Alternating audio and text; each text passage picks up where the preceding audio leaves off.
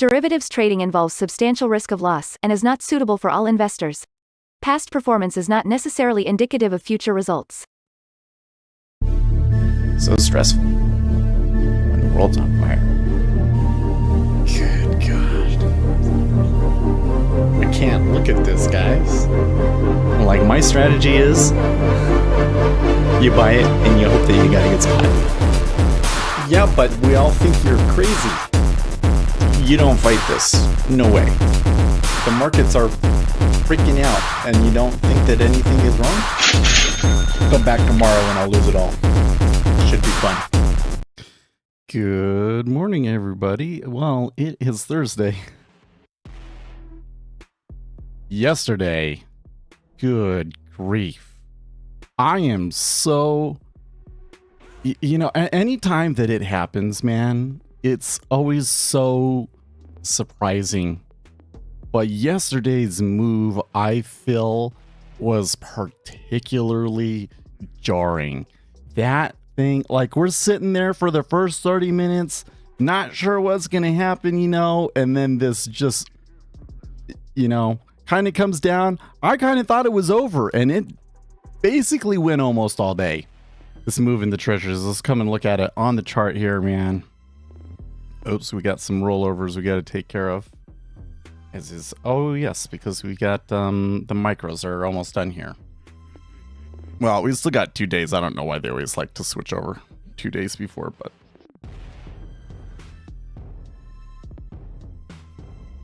okay. So first of all, there has been this line, a very long-term support line at 108. I'd kind of drawn it up there. People have been looking at it. Did not offer any kind of support whatsoever, did it? They just sliced right through it. Look at that move. Okay, now I start over here because in terms of like range, it actually was, you know, it was kind of about equal to some of these like big news days that we've had, but it wasn't anywhere close to like what we had back when Silicon Valley Bank was going under or any of that. But yet, it was a pretty massive move down. There was a little bit of a reprieve after the options market closed. But then you can see here this morning, they're pushing down again. I mean, we're a little bit above 16. Okay, hold on. We got news coming. Pay attention. We got initial jobless claims.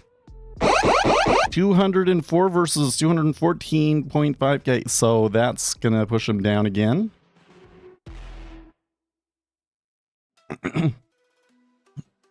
Anyways, so yeah, normally I would be like, I want to sell it more, right? After a big flow like that, there's probably going to be some left of it, and maybe we want to go a little bit further. But yesterday's was just so wild. I don't really know where it's coming from still. There might be some pushback. And the thing is we're coming into the end of the month. And I'm still of the mind that the end of the month will likely be sell equities, buy treasuries. So, also remember that we've got like this whole basis trade going on. That's kind of sell. The CTAs are almost certainly all sell right now. Okay, US GDP quarter over quarter final 2.1 versus 2.2. I'm not quite sure why they're coming up, but anyways, so I'm just warning you. I don't think it's today or tomorrow necessarily, but there's this possibility that the treasuries just flip back in our faces real hard. Okay, that possibility is very much there at this time. Equities, of course, down. So we're just trying to go through everything else really slowly. Oil yesterday was nuts, man. Actually touching 95 overnight. So already to the target. Shouldn't have been that fast. Oil is just a crazy trade. I think that this is speculation going on now is kind of pushing things faster than they probably should. Gold and silver, of course, just decimated by that move yesterday, too, because the dollar come back roaring. Okay, we actually do finally have a little bit of a bump in Kappa. Yeah, Bitcoin also giving up like its gains from this yesterday. And then yes, the dollar even well above 106. The dollar's just been so strong lately. So to minimize that. So that's where we're at. And it basically means I'm kind of stuck here. Now, they are coming back here pretty hard after this news. And look at that big old order at 24. It's a little suspicious, actually, to be honest with you. So again, U.S. initial jobless claims 204 versus 214. GDP final 2.1 versus 2.2. GDP price index 1.7 versus 2. Maybe it's the price index that's moving them? I don't know. That one's a little interesting. Okay. Do you have a video on the tools you have on Ninja and if they can be made available on Sierra? So I do.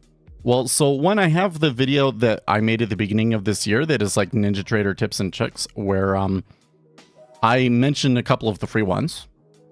So you definitely give that one a watch. And then you'd have to go back, you know, I think that we made this video before the pandemic. So I think it was like 2019. But I did make a video that was kind of a detailed look into what the indicators were. It's maybe a little bit out of date because back then it was a subscription and now you just pay once for $100. But really, if you go to the website, if you go to speculatorseth.com, there is a link, detailed documentation, and that goes in depth into all of the indicators, what all of the properties do and all of that stuff. And that's, if you really want to use them, that's what I would go and read. Can they be made available on Sierra? I honestly, at this time, I don't know if it would really be worth it to me to put the effort in to make them in Sierra charts. They certainly could be made in Sierra charts. And you know, as we were discussing earlier, there are other similar indicators out there that are not quite as nice, but that you can kind of get by with. You know, I would be surprised if Sierra charts doesn't have some sort of a spread indicator, and that's one of the most important ones. Spread indicator and the dollar index. I guess they probably wouldn't have a dollar index, but you might be able to kind of piece something together and make something that works. Just won't be quite as nice as what my dollar index does with the way that it tracks the data when it's live and all that. But I digress.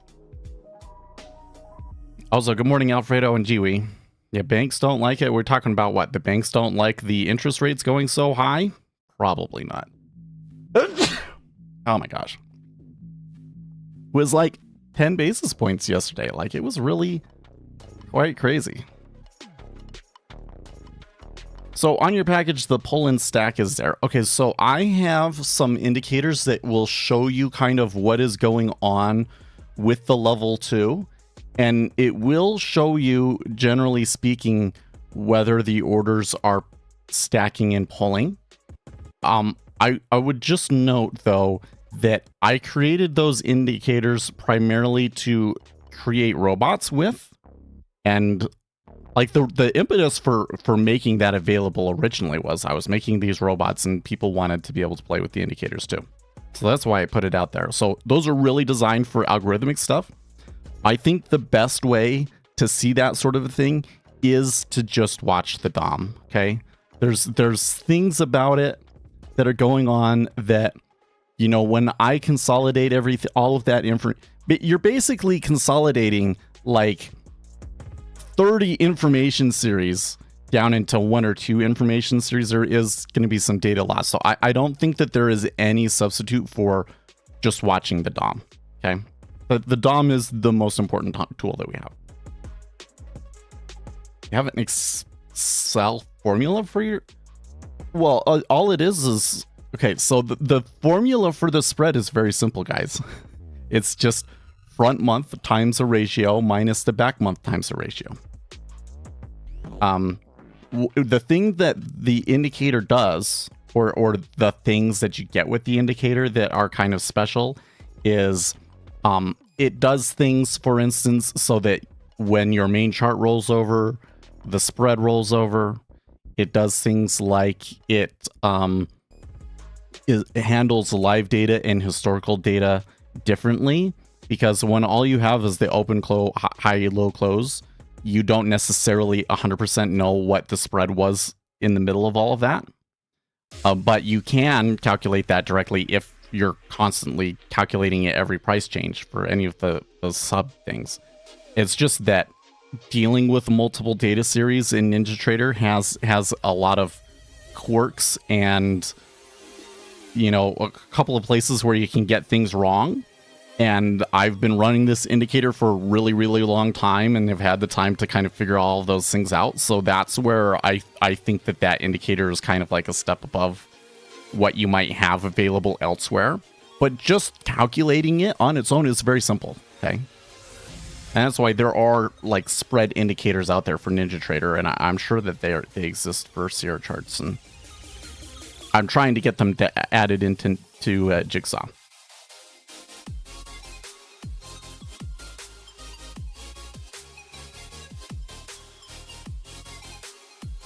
Same for the dollar. The dollar index was something that was invented like almost 100 years ago or something like that. It's been around for a long time. You can go and find the formula out there.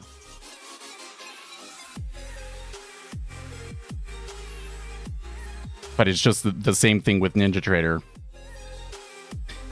There's some odd quirks and a naive implementation of the indicator might well, you'll find out if you try it. You'll find out if you try it.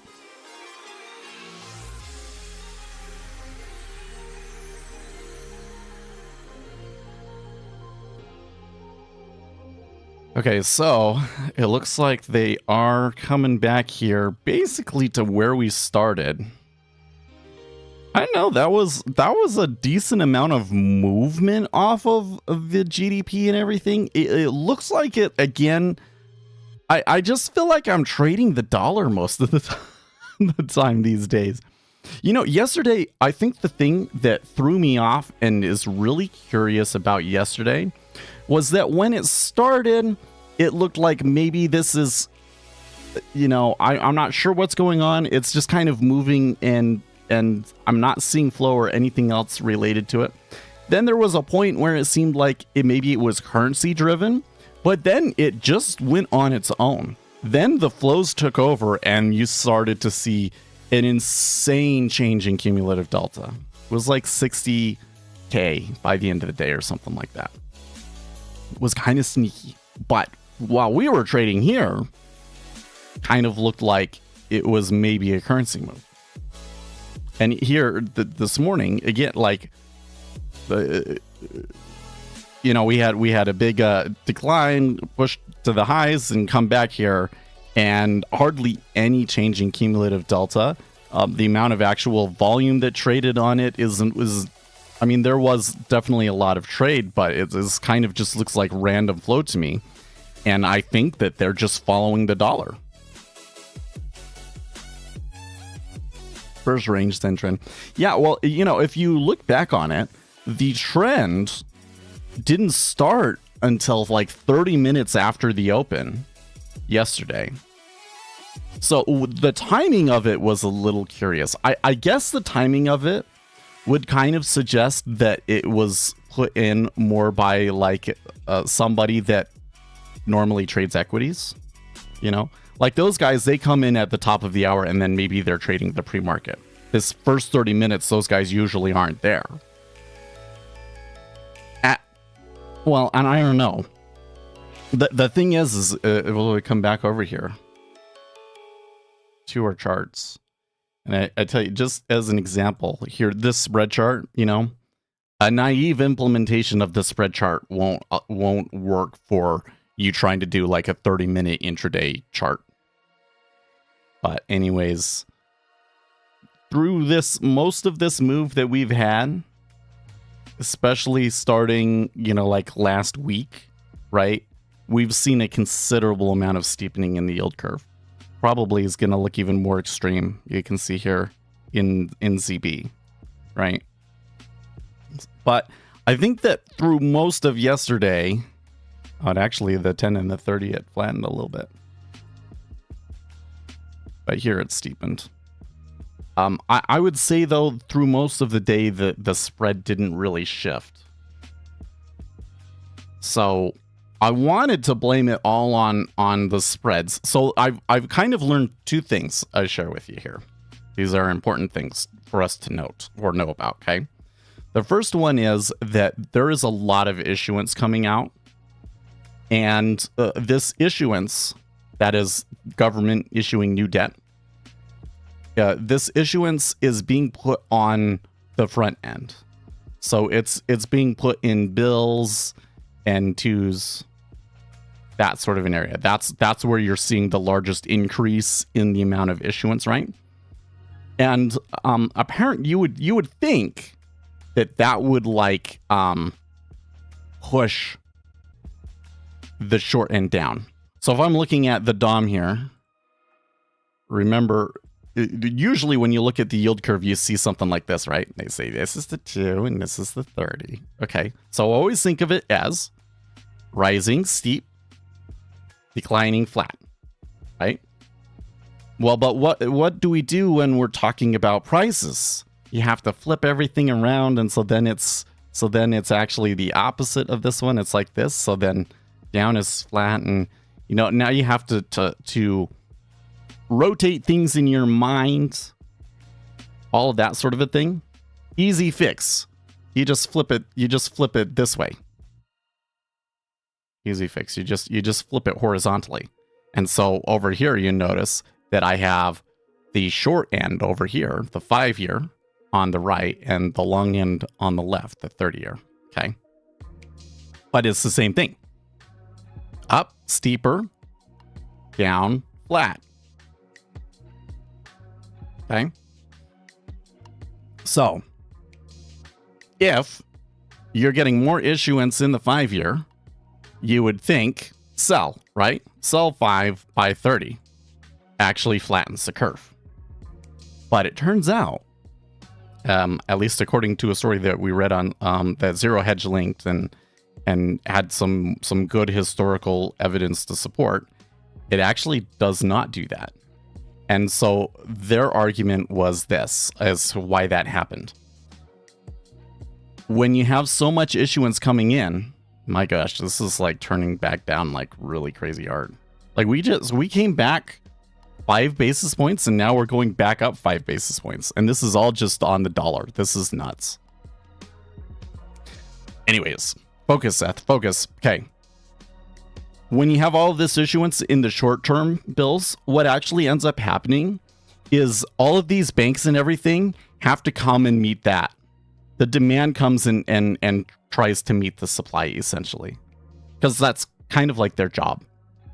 So what ends up happening is they buy less 30s and buy more 5s to meet that demand. And so the result is, if they're buying more 5s and less 30s, that it actually steepens the curve.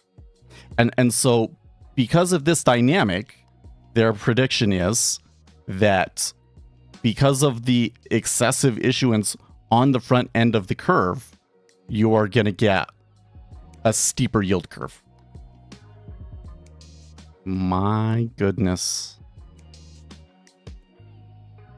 This is terrifying to me, man. I'm not going to touch that. This is terrifying. This is like, okay, they broke the lows and everything, and then it just kept going and going and going. Like, what is this? It is nutso, yes. But it is totally the dollar. I mean, look at the dollar. The dollar almost to 106 now. Did they touch it? Yeah, they did touch it. They did touch 106. Good grief. Okay, there was another dynamic. What's the other dynamic? Okay, the other dynamic is there's something called the risk premium. So if I'm going to lock my money away for 30 years, there's a lot more risk in that than locking my money away for 5 years. And so there tends to be a higher interest rate to compensate you for that. right? You get a better interest rate if you are in the 30-year. Just as an example, you look over here. Right now, the interest rate is like 4.78 versus 4.661 in the 10-year, okay?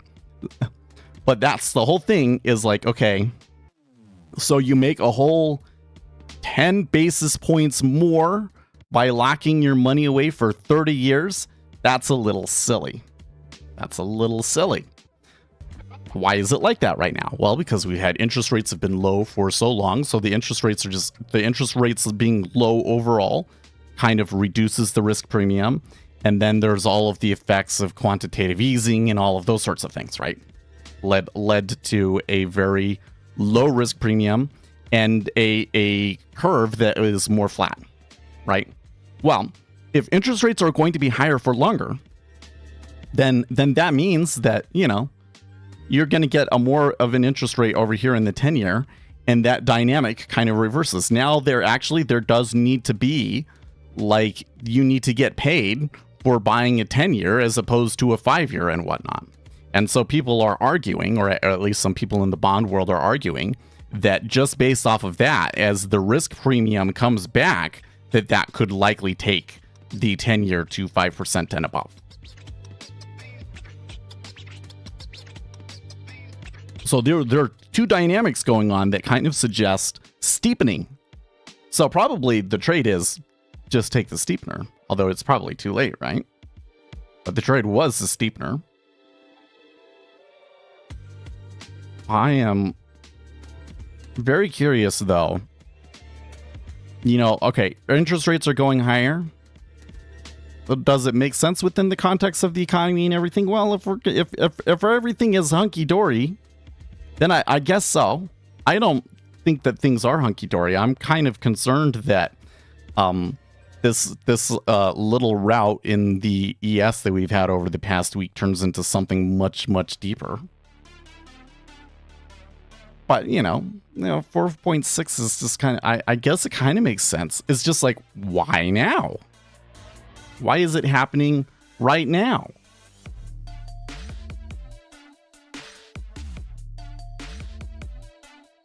You know, it's a little, and the forcefulness of it and everything, it's getting a little, man, they were pulling back and they just got slammed back down to the low there so quickly. This is a dangerous market. Okay. So yesterday we were trading like 3Ks, right? Now we're trading 2Ks. So it's not like dire straits liquidity, but we should note that liquidity is a little bit strained after this. We'll see if it recovers. You know, we're still 20 minutes after the news and the dollar is still whipping around and these guys are still getting pummeled around. So the liquidity may come back. Let's just wait a little bit. But for the moment, I'm just noticing the liquidity is a little lower. That's something that we need to keep an eye on. Because there is a point at which the interest rates become high enough that the liquidity in the treasury market becomes a problem. Not there yet, but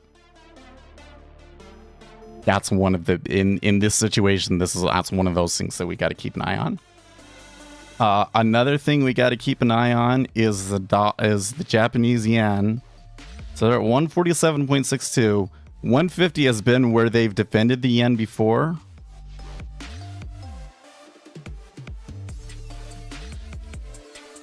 Okay, this is like when you look at this on the volume profile and everything, and you realize how far we've gone below yesterday, and yesterday was a big move, and yesterday was a big move after a week or so of big moves. This is turning crazy. Yen to the moon. It's always art talking about currencies because the way that I look at currencies on the 6J is the opposite of the way that Forex traders look at it. That's why one of the free basic indicators that I have is the inverse. See how they're down at the bottom? I can see it's 147.6 basically. That's what USD JPY is.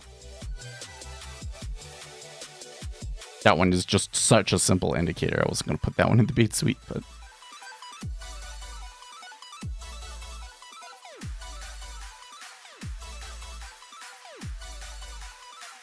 a dollar to the moon is...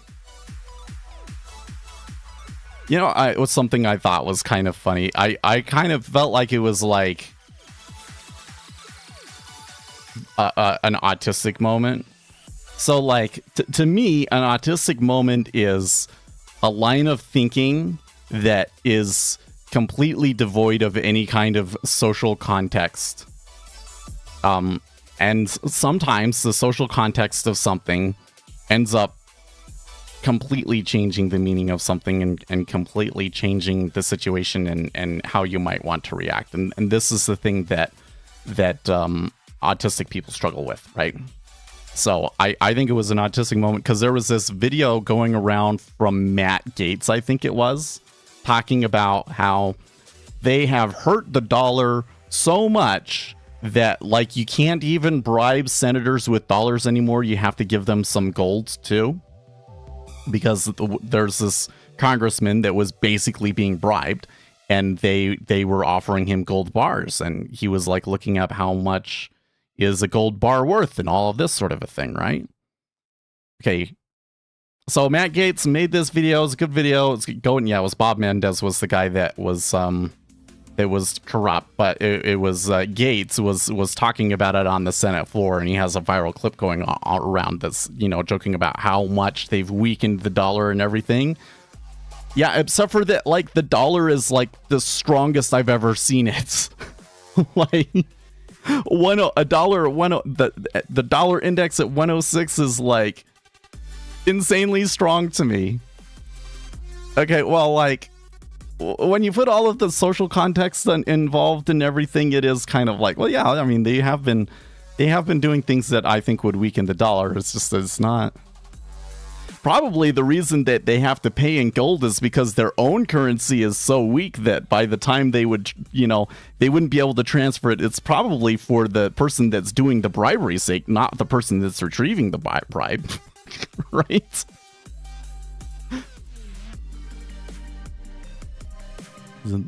The dollar's really strong right now. Are we going to a new high? What, in which one? Dude, is again like this market is a little nuts. I don't think I can touch this at the moment. Like they got burned so hard there on the downside. It's reversing, but man. Okay, you're right. You had oh, thank you, Anthony, by the way. You asked the question. What was your question? Do you use MMRI? I've never heard of that. I do not know what that is. Raspberry Pi announced a quad-core Broadcom dual screen support 4K. Really? I want one. You know what I want to do is I want like they make like a Raspberry Pi that has a keyboard built into it, you know? I want to get like a couple of those and teach kids to hack on them. That sounds like a fun thing.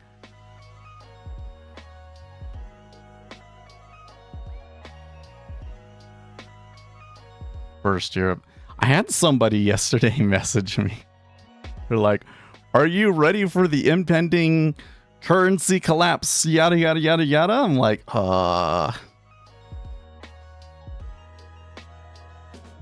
I don't like crypto stuff. Ubuntu works, yeah. Yeah, it'd be like a Raspberry. Well, you use Pi. They have like a Pi distribution of it.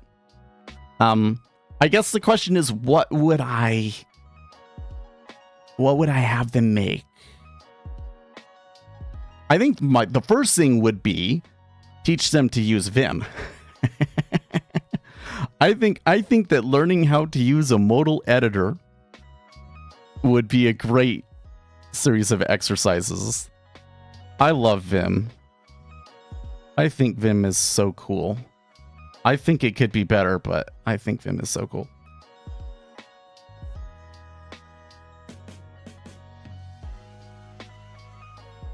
Hetzner, I forget what that's about. That sounds familiar. Okay, you want me to look up MMRI? What is this? MMRI. But what if I just search for that? The Mariano Market Risk Indicator.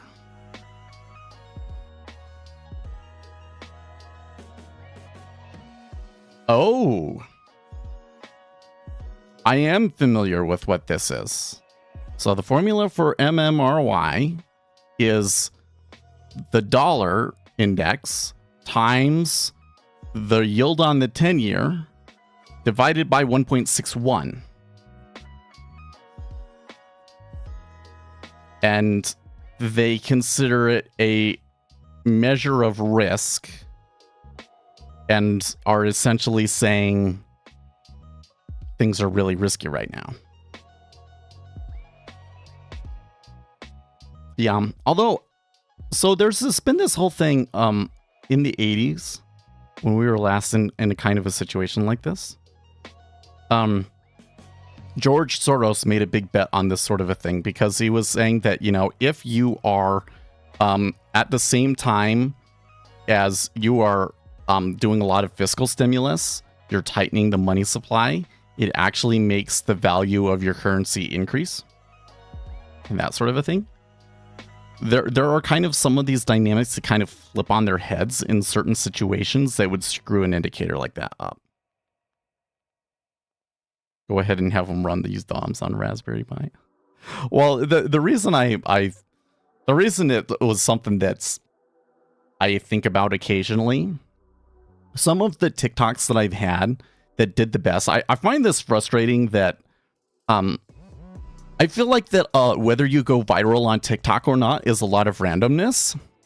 And although I have had some TikToks related to the market that have kind of gone somewhat viral, I've never really had the sort of thing that would bring people in and like really help the channel out per se, you know? But the TikToks that seem to do well, one of the ones that seems to get people going all the time is talking about how the younger generation is not as technically literate as millennials are. And it is true. And the further along we get, the more clear this becomes.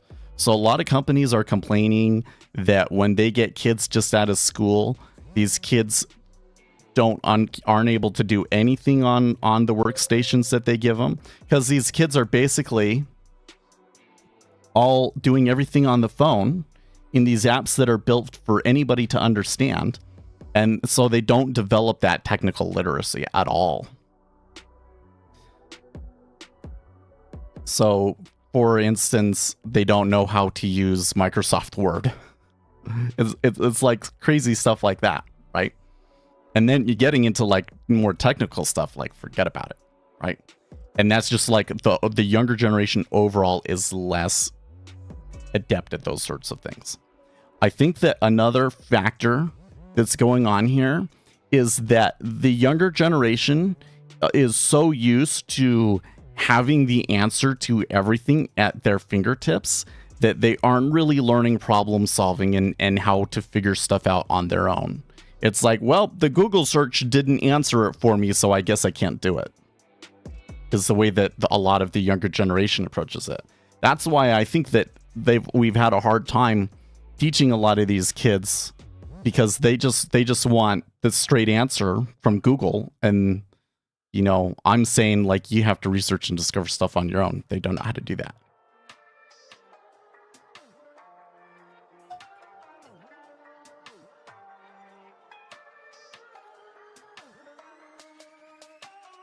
Got a little bit of water on myself there. Anyways, that really gets people that really gets people interested on TikTok. So when I look at like, what do I have? What are the skills that I have and everything? I think it is the unfortunate truth that I actually do have some skills that are that I am like better at relative to the population and everything, more so than the trading. Like, I think that I'm an above average trader, but even an above average trader can be kind of like, you know, you don't make very much from it. But I have an above average technical or computer literacy, well above average computer literacy, and I'm constantly on stream, like teaching people complicated things about trading. So theoretically, I should be good at being able to teach kids to be more technically literate, essentially. So I was like, if I had the opportunity to do that, how would I do it? Get a bunch of those Raspberry Pis with the keyboard so that they could do stuff on the command line and learn to do some things on the command line. But I wouldn't want it to be just like teaching them Linux. It would be, I think that it would have to be this whole program and stuff. It would be like, first, learn how to use Vim. And then we would like do Python stuff. Maybe it could be like a... No, you didn't understand. For these Raspberry Pis, you want to install a specific distribution of Linux on them. Okay. Maybe I could also do stuff with like soldering, because there's a lot of things like Adafruit has, or you buy these things and you weld it together and then you can program it through Python. Maybe you do something like that. I'm just not in tune with them currently with the kids.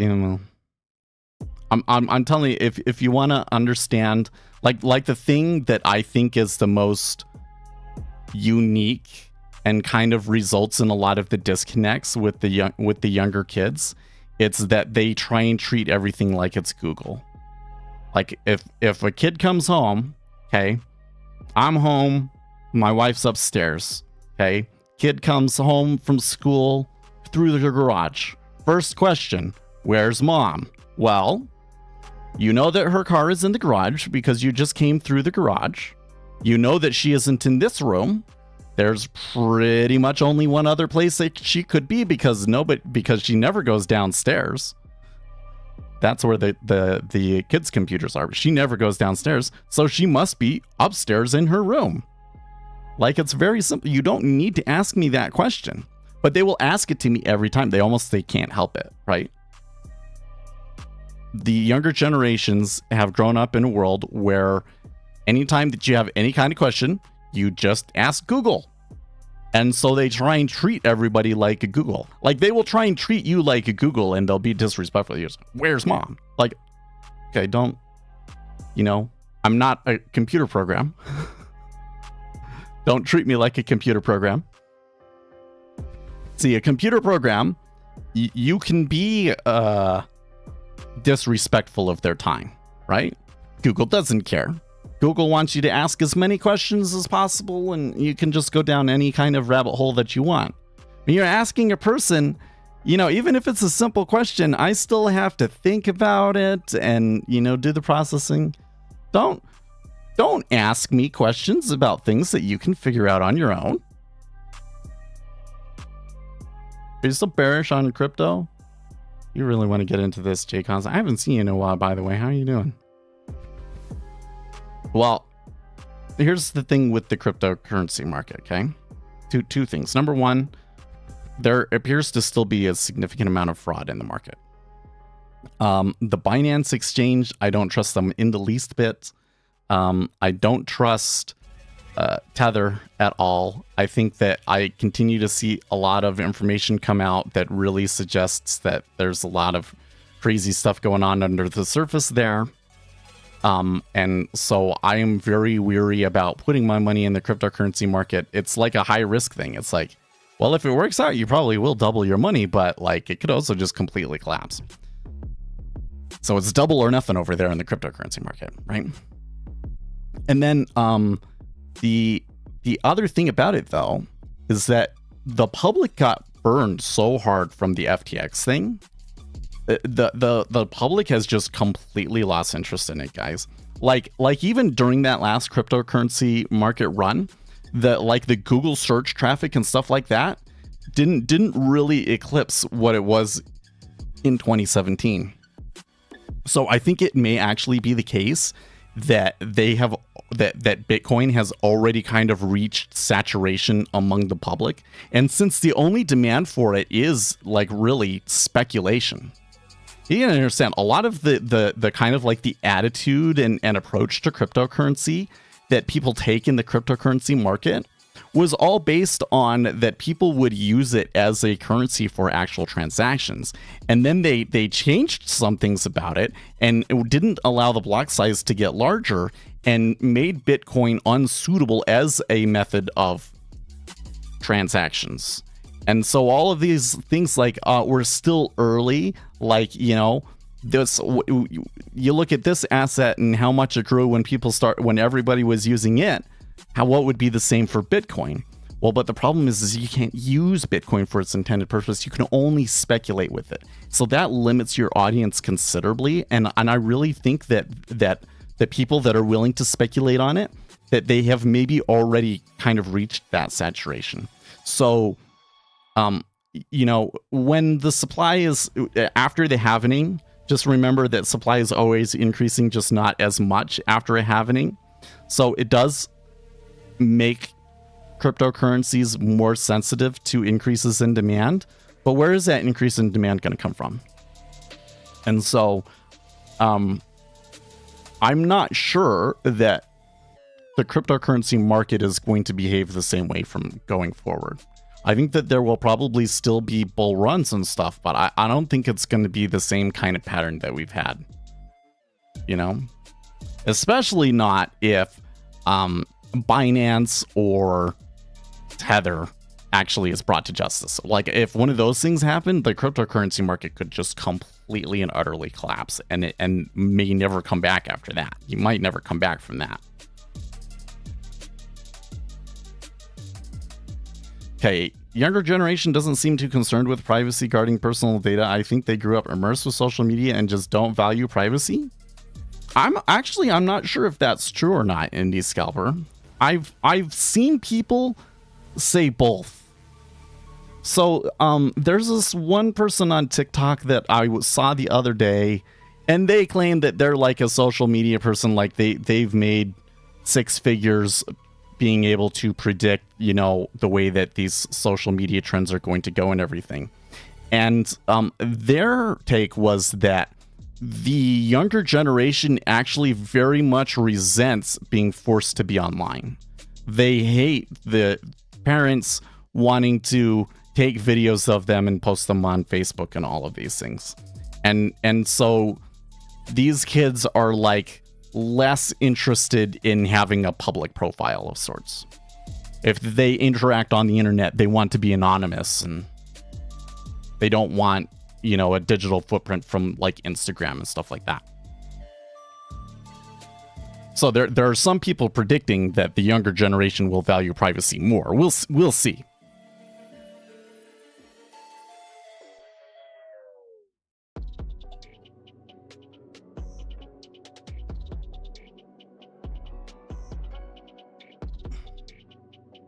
Oh, I should also add on the crypto thing.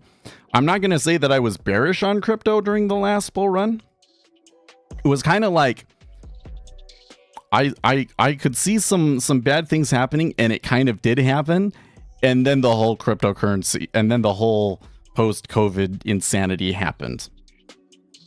And at that point, I wouldn't say that I was bearish, but I was like, I just don't want anything to do with it anymore. So I just ignored it, essentially. Especially the Dogecoin thing. Yeah, you remember the Dogecoin thing, man? Ugh. And another thing, while I'm thinking about it, I bet you that the person that first came up with it actually meant it to be pronounced doggy. But it could be wrong.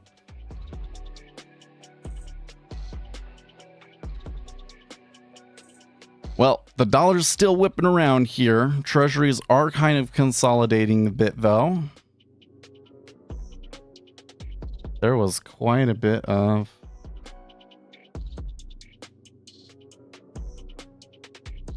So here's the other thing I want to say about the kids, though. Because here's my take on it, right? There are some interesting problems with them.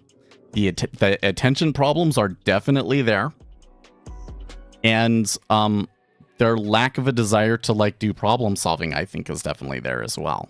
Okay, It's not all of the kids, but on average, I would say that they are less adept at problem solving as past generations. I say to my kids, good, less competition. That's really what that means. If you're a kid, if you're like coming out of high school soon, like and you're willing to work hard and you're willing to be gung ho and you're willing to be excellent for the sake of for excellence's sake, you can have a real advantage. It'll be easier for you than it was for me. There might be less opportunity out there overall because there's going to be these problems with like declining population and everything, but your competition amongst your peers is not as high.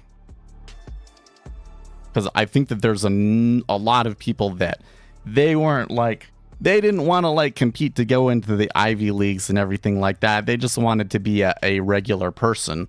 And then when they got out into the world, they found out that there's way too many regular people, right? Well, that person probably has an advantage over in the next generation. If you're even remotely savage, you'll dominate. Yeah, totally. That's how I see it. Less competition, kids. That's what I tell them. Because they'll see the other kids doing this stuff like that, and I say no. You do your most excellent work for the sake of excellence. You don't become excellent overnight. You don't just all of a sudden say, oh, hey, today, now I'm going to decide to be smart and to do my best work. Doesn't work like that. Your mind is a muscle. Problem solving, it's a muscle. It's something that you have to practice. Excellence, it's something that you have to practice every day and that you have to get good at. And if you never practice being excellent, then your work just always ends up being mediocre. And someday you will find when you are older and it really actually matters and you want to turn on the excellence switch that it doesn't work. Because you weren't being excellent. So I tell them, you do your best work. I know that all of the other kids around there are slacking off, that they say, I don't really have to do the work, I'll still pass. I don't have to take the hardest classes. You're going to do it because that's excellence. And everybody else not doing it just means less competition for you.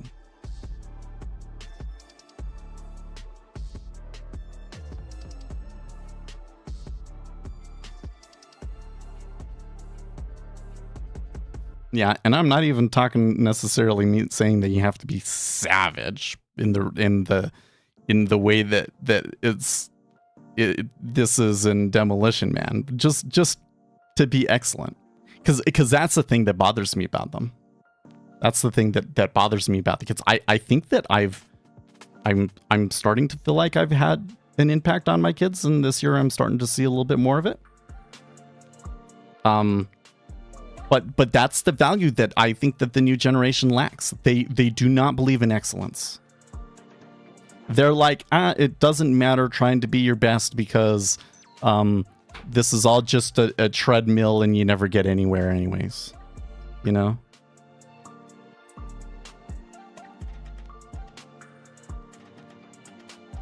They should try trading. Nothing destroys a mediocre approach like trading, right?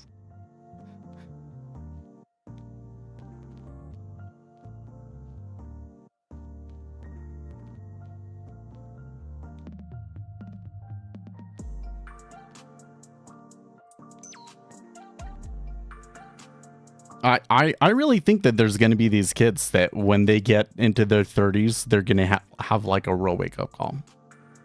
Just like we did, frankly.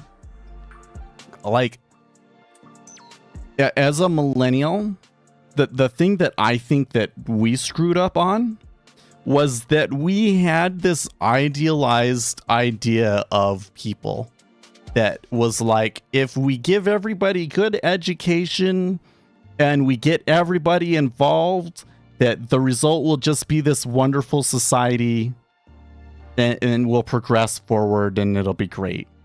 And that's not what happened, was it? Because getting everybody involved, getting everybody on Facebook and talking about politics was a disaster. It made everybody more at each other's throats. It made like people less informed about things. And it didn't really change the problems.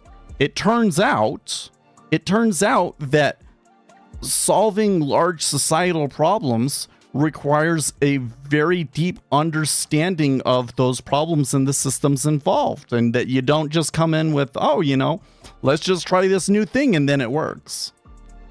Because they tried all of these ideas that a lot of the millennials were having, that like, oh, the police are too mean. Okay, so let's defund the police. You can go and have your mental health people go and respond to things. So what happens? You get more crime. It's been a disaster. It's been an absolute disaster. Right? That was the wake-up call for millennials.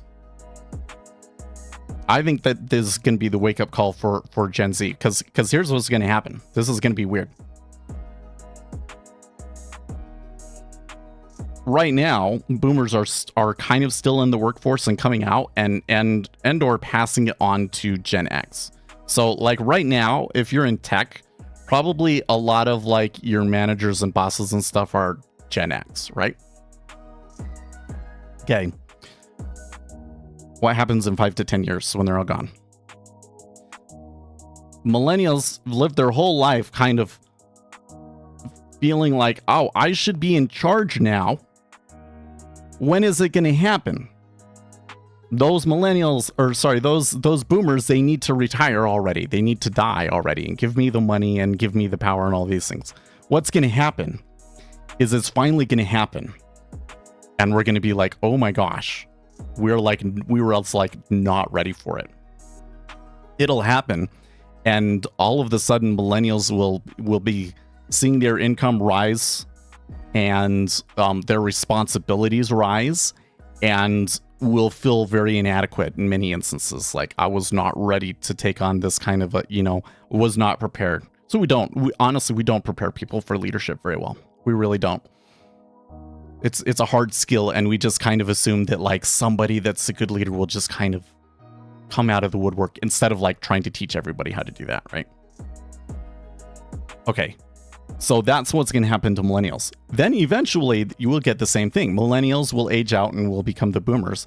When that happens, that's going to be like a huge gut check, because you're going to see a significant decline in the population, and it's going to have pretty significant economic consequences as well that are maybe not necessarily good. But it will kind of be the same thing. Is Gen Z will come in and realize that they were not really prepared very well to take over, and they'll feel like that they're not capable of achieving past successes because they lived mediocre their whole life, and now all of a sudden they're in charge and they can't do any of the things that they want to do because they don't have the skills. They didn't develop the skill. So develop the skill, kids. Be excellent. We need people to be excellent for our society to keep going on.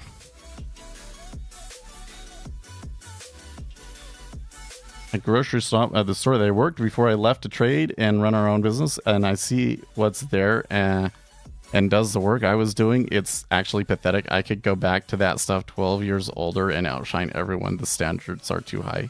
Yeah, did you see all this? So the big thing on TikTok this past week has been teachers complaining about the quality of the kids, that especially at the college level, that they're like, how did these kids ever pass before? Because we're in psychology and they're asked to write a paper, and these kids can't even write complete sentences. They can't write in a professional tone. They can't. It's just absolutely atrocious. And the teachers are being told to just pass them, that they have to adjust their expectations and just pass it. So the schools, because the schools don't want to lose money, if everybody's failing, then they don't make as much, are being told to just like let everything through. I don't even think in this case that it's DEI. This is just like an across the board, like, oh, well, because of the pandemic and everything, we have to be understanding about it. And so the quality is like just declined across the board. And there's so many teachers on TikTok talking about this, apparently. How much of an actual systemic problem it actually is, I can't really say. I can only say that it's like a big trend on TikTok. But that's what they say is like the thing that the teachers complained about the most was that if I go and I make an assignment, all of the kids complain that that's too hard. Like the kids will push back. The whole class will be like, no, we can't do that. That's too hard. That's too much work.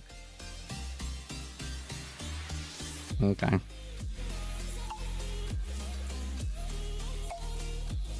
Well,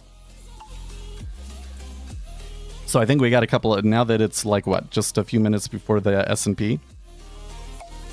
Let's just do a quick read through here. So treasuries are just a little bit below 16. So I would say they're at the bottom end of what was the overnight range, but retraced about halfway of that move after the economic news releases this morning.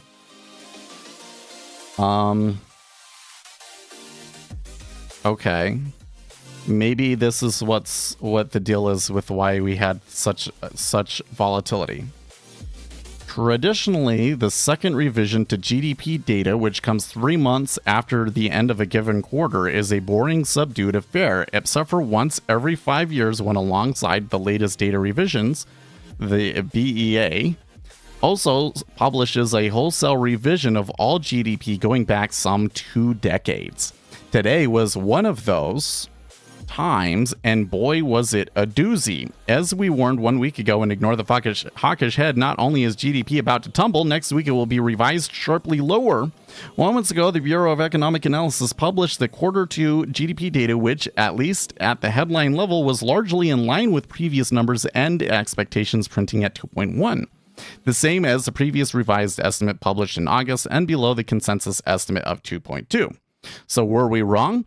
Not really, because while the headline GDP number was, as expected, the most important component to US GDP, personal consumption was nowhere near as expected. In fact, printing at 0.8, down 80% from 3.8% in quarter 1, it was a downright disaster.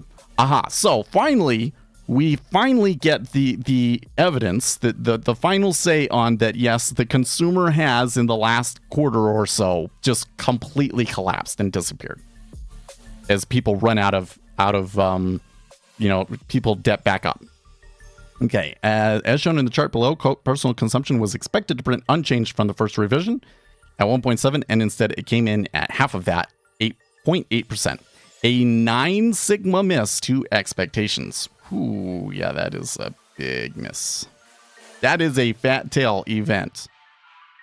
And it is a fat tail event that would suggest buy treasuries because inflation won't be as high from lower consumption, except for that, like, the dollar did all sorts of wild doozy stuff. So, okay. Furthermore, at a sharply downward revised print, the quarter 2 GDP consumption was not only the first sub 1% print since September of 2020, it was the lowest consumption going back to the COVID quarter 2 2020. Confirming this, BEA coyly put it as follows. Update from the second estimate primarily reflected a downward revision to consumer spending that was partly offset by upward revisions to business investment, exports, and inventory investment. Imports were revised down. Of course, when it comes to the U.S. economy, which is 70% spending driven, all that matters is consumer spending, and the sudden collapse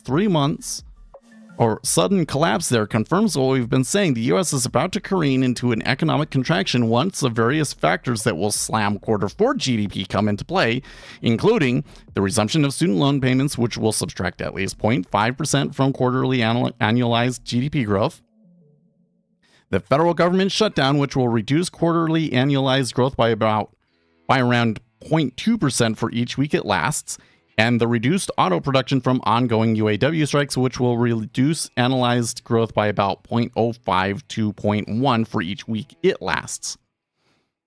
Taking a look of the components of quarter 2 GDP, we get the following picture courtesy of the highly politicized BEA, which waited 2 months after the end of the quarter to tell us that the state of the U.S. consumer was less than half as strong as expected. The increase in business investment reflected increases in structures, equipment, and intellectual property products. The increase in consumer spending reflects both services led by healthcare as well as financial services and insurance, and goods led by recreational goods and vehicles as well as gasoline and other energy goods. Increase in state and local government spending reflected increases in investment structures and compensation of state and local government employees. The decrease in exports reflected decrease in goods that was partially offset by an increase in services. Man, this keeps going on a little bit. Okay, we got this. While it's largely irrelevant since all historical data was also revised compared to the first quarter, the deceleration in GDP in the second quarter primarily reflected a deceleration in consumer spending, a downturn in exports, and a deceleration in federal government spending. These movements were partially offset by an upturn in inventory investment, an acceleration in business investment, and a smaller decrease in housing investment. Imports turned down.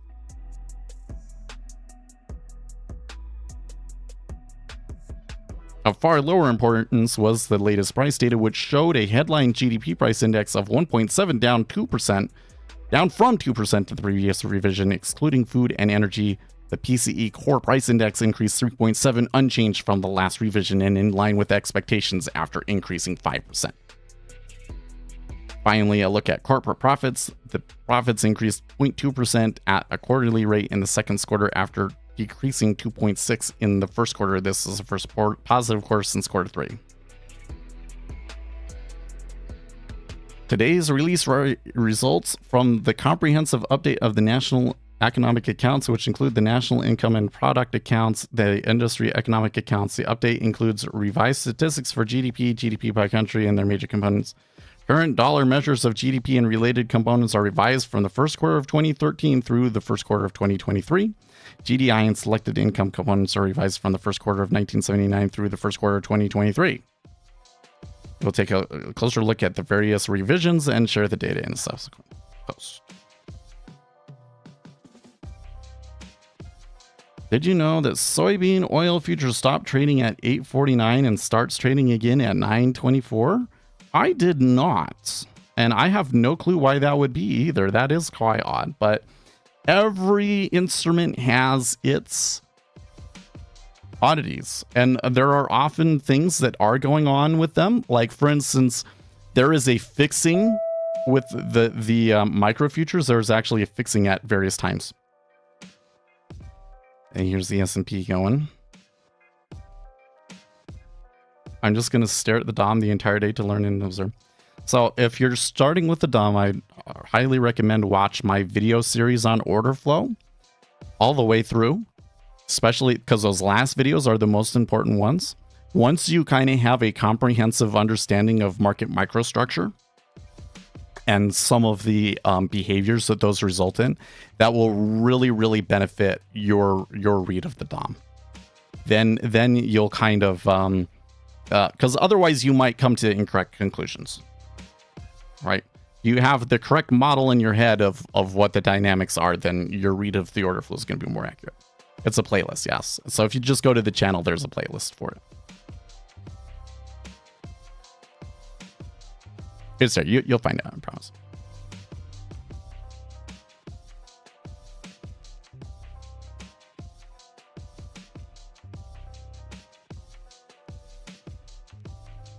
Gonna be interesting to see what the E-mini does here. It looks like there's a bit of a fight. They're trying to prop it up again. Yesterday they kind of they tried to prop it up and it kind of failed really early on, right?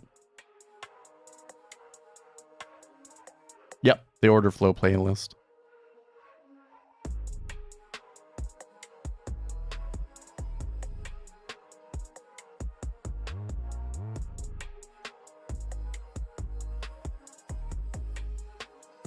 Okay, well, I think that now is a good time to insert a commercial, so I'm going to do that.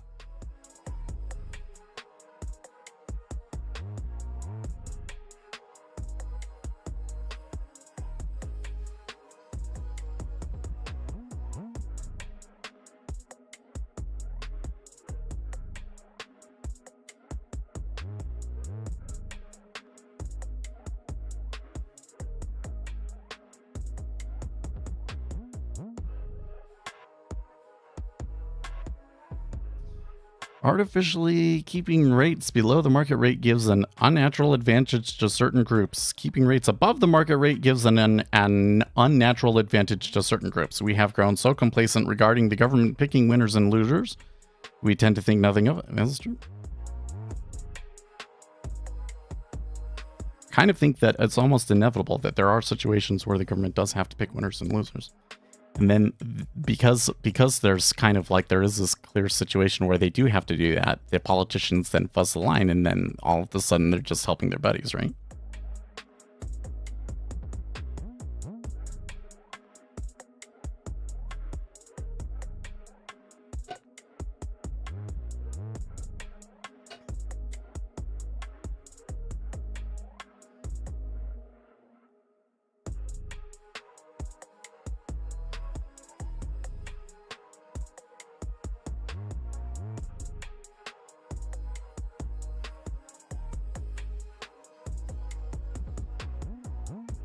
I'd say that ZN is still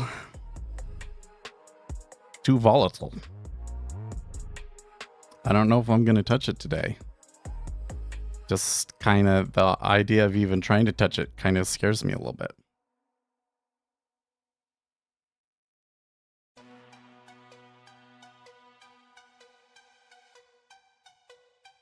Okay, it's looking okay in ES.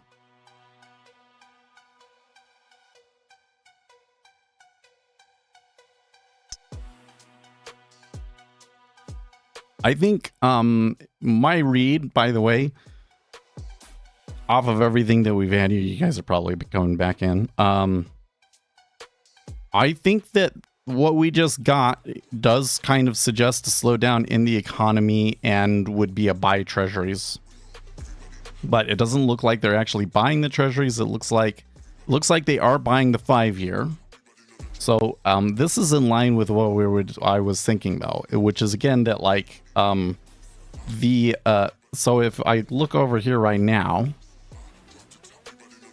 pretty clear buying in the 5-year, and across the board spreads increasing. So if we are in a risk off kind of a play, you want to do it in the shorter dated futures because of the spread. So basically the 30-year is kind of still languishing at the lows, and it is the 5-year that they have bought basically to highs.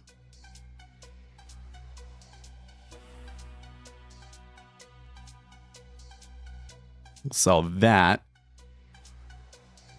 also means that if I want to trade this, I should probably trade it in the micro 2-year, right? I should be going short micro 2-year. Maybe 5-1. Well, I don't know. Might be a little bit too late. But let's just watch it. You know, the liquidity is there. So I suppose we could sell 5-1. But I'm just going to kind of do that as like a mental trade. Kind of see what happens. We'll track the liquidity there in the 2-year to see if trying to trade that actually makes sense. Okay. Now I got to look around a couple of other things.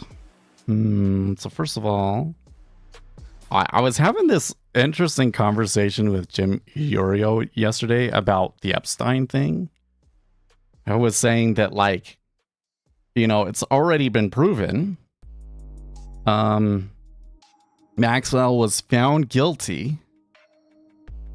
So someone knows who was trafficked to whom. To get the conviction that they got, there must be a name attached to trafficking on both sides. That's the way burden of proof works. And I tweeted back to him, no, because I think you were misunderstanding what the actual charge is. The actual charge was that they were involved in human trafficking, which basically just means you are harboring, sheltering, or whatever it is, people that you know will be made to participate in commercial sex, essentially, right? So court doesn't actually have to prove any one specific instance of, sex occurring. They just have to prove that, like, they were recruiting girls and that was their intention with it. right? Which is what they did. But none of that actually proves a specific instance. In fact, the girls that they used to testify against Maxwell and that they would have used to testify against Epstein have accused many people, including Alan Dershowitz, by the way. And this is kind of where it kind of gets weird and political, is that once you start going into, okay, we should believe, we should go after all these people. So everybody that these girls' names should be in jail, right? Well, but was it Alan Dershowitz? Well, they later settled. She said that she was mistaken. They made some sort of an agreement, and she said that she was mistaken. So you can't even necessarily believe every, her memory might not be very good. So like her testimony alone isn't going to be enough to get somebody convicted, right? That's the thing. I gotta say, man, the truth is usually more messed up and infuriating than the conspiracy theory. The conspiracy theory is that, this trafficking ring is so elite that, law enforcement is just not going after it. They have all the tools to go after it, and they're just not going after it. The truth is that the government has done just about everything that they really can do without violating people's rights.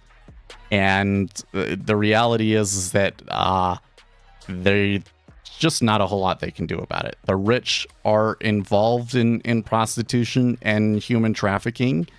And unless you're able to put together some sort of crazy sting operation, there's not a lot they can do to prove it. But maybe hopefully someday they do find something that allows them to go after it. But I was hoping that Jim would respond back to that last one, and he didn't, which I don't know if that means that he was like, oh, okay, I get what maybe I'm wrong. But he's probably not going to say that.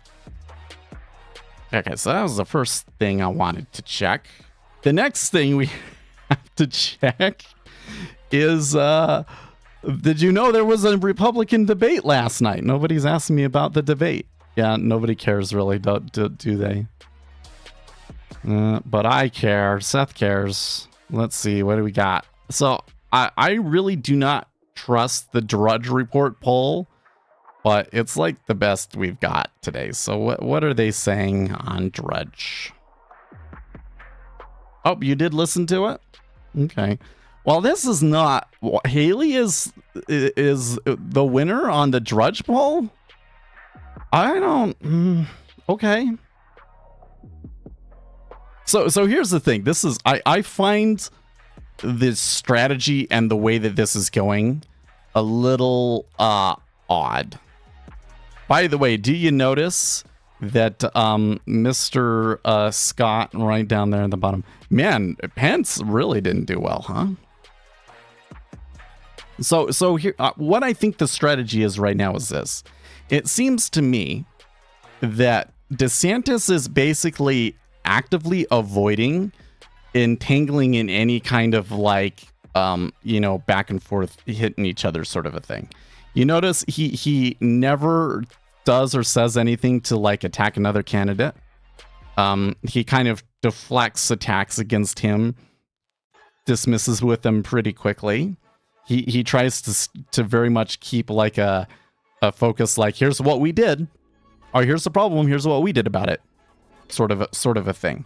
So I think that DeSantis's strategy is stay out of the mud and hope that as the field consolidates, that it consolidates behind him, and that when it finally comes back to him versus Trump, that he'll come out on top. That's DeSantis' strategy, I think. And I think it's probably the right strategy. I don't know if it'll actually work, but it's probably the right strategy. So compare that, for instance, to Tim Scott. Tim Scott's strategy in the debate was basically I've got to get a moment. I've got to attack everybody and try and get this moment. I can see the conversation between him and his advisors. His advisors you've got to go on the attack. You've got to make a moment and get that time to talk and make people pay attention to you by going after other candidates. And Tim being like, well, yeah, but okay, but like, what do I have to attack them with? Well, you got this, and this. And Tim Scott would be like, well, that's not really anything. Well, listen, it's the best you got. You've got to use it. So the attacks that Tim Scott used in the debate last night, I thought were pretty was like he didn't believe them himself. It was like he was rolling in the dirt because he felt like he had to. Right? So that was kind of weird. Then there was Ramaswamy. So Ramaswamy, I think, very much saw that his negatives went up after the last debate. So he was trying to avoid getting pulled down in the dirt, and they just pulled him down anyways. And anytime that he was under attack, he was extremely defensive. He just tried to avoid talking about it whatsoever. And I think the result was that he looked very weak. So I don't think... why did this go away? Well, they still said he's third. He still has a fan club out there, I guess. But I don't think that Ramaswamy did very good. I think that he's kind of peaked already. I think he's kind of peaked already. I think that Scott doesn't really have much reason to be there. Scott might be able to stay in until like the first contests, but after that, he probably drops out. Burgum would probably be dropping out too, but people really liked him. He had some good moments yesterday. Christie, now this is where I think it kind of starts to get a little interesting. So Christie, I was a little disappointed in Christie in the last debate. This debate, I saw the Christie that I was expecting to see. I think that he had some good moments. I think it was actually really good. I don't think that I am the anti-Trump candidate is actually the way forward. I don't think that one's going to work for him. Because that's like his main stick. I think it's working against him. Pence and Christie. Man.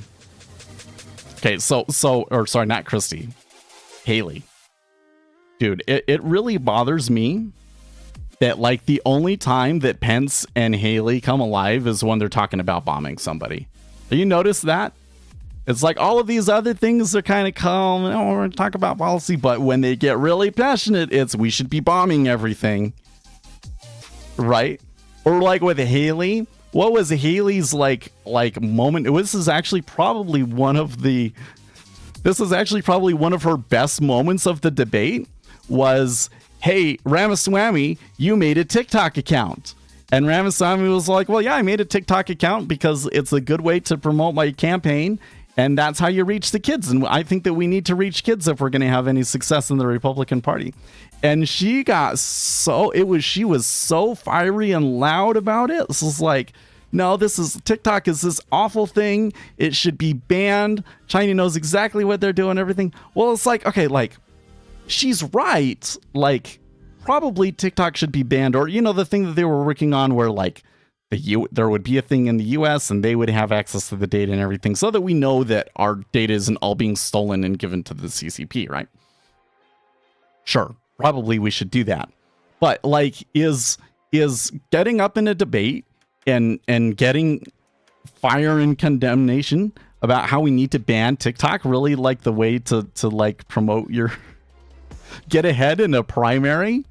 Maybe among Republican voters, but I don't think that there's very many people that are like super gung-ho about banning TikTok per se. But like that was her shining moment.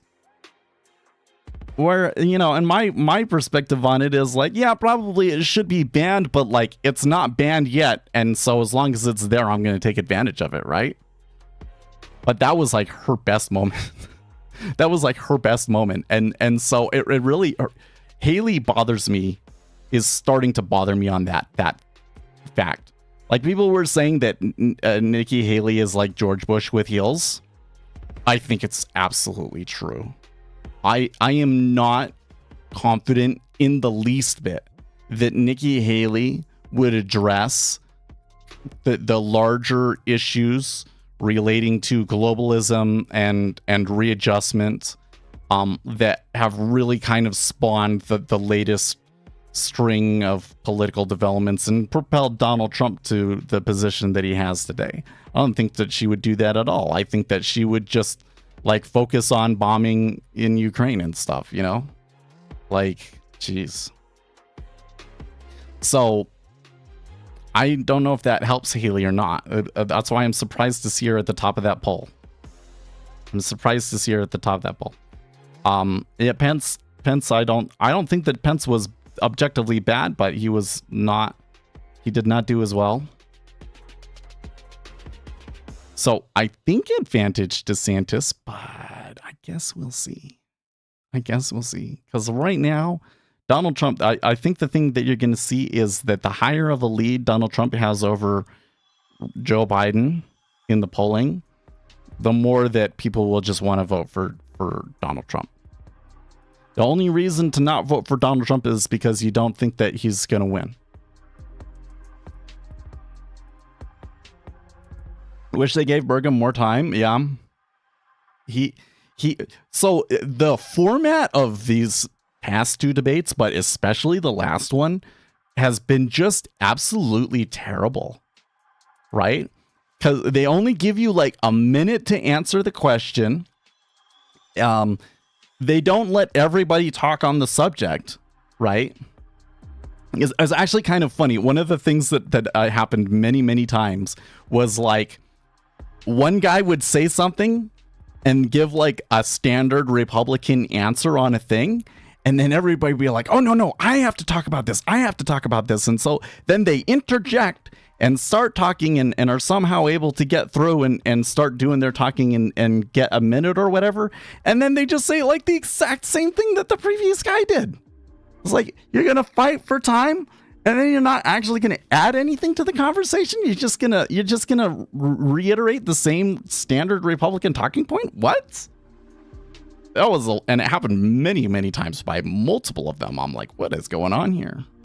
Is this just like you had your pre-canned speech and that's one of your best speeches, so you know you've got to get it out? I don't know. It was a little weird, right? But Burgum was one of the ones that was coming in, was always constantly bringing up something interesting and that hadn't been mentioned. So I think he contributed to the debate a lot. Yeah, and I think that's why he did so well. Why people liked him. That debate probably gave him some real life. Otherwise, his campaign would probably have been over. Okay, wait. So Mario asked the question here. I should answer now here. Do market makers only participate with limit orders, or do they also try and push markets with market orders? So, you're kind of like your algorithmic trading limit order sort of a thing. Yes, they are primarily dealing with limit orders. But there are two sides of it, and there is some evidence to suggest that the robots, the HFTs, that are actually being aggressive, that are like they see a change, and there's limit orders still there, so they try and take them out, are actually more effective. On the other side, for the large meta order people that are executing, there's some evidence to suggest that they're 50-50, that they do 50% of it with market orders and 50% of it with limit orders.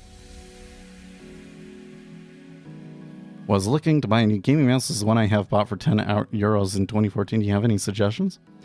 Well, so I have a Zowie mouse, and for gaming, I like the Zowie mice. The reason I like the Zowie mice is because they understand that the most important factor in a gaming mouse is actually the shape of it and how it fits your hand. And so they have multiple shapes and sizes so that you can get the mouse that fits you best. So that's what I use for gaming. But if you're just going for like a general mouse, I would almost always go for the Logitechs. Logitech still makes good mice. Especially if I was going to go for like a wireless one or something like that. I gotta look at that again because they do have these wireless mice that are more responsive now, and I would like to get rid of the cord. Francesco says he caught the short on ES. Interesting. ES is still pretty tight here. ES is still pretty tight here.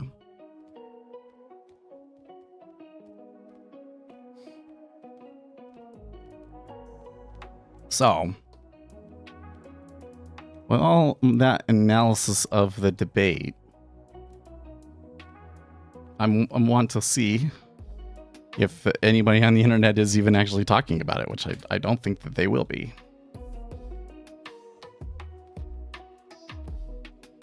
But we'll see. Yeah, I was looking for a wireless mouse. Yeah, I forget which one is what it's called. Let's go find it. Logitech fastest wireless. I think that there's something called, it's like a Pro or something. Light speed, that's what it is.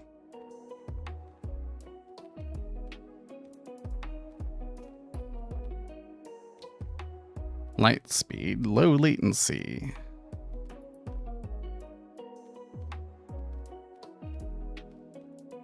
They're saying that it is faster than the wired.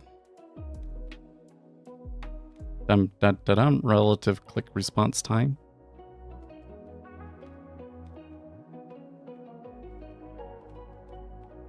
So let's see here.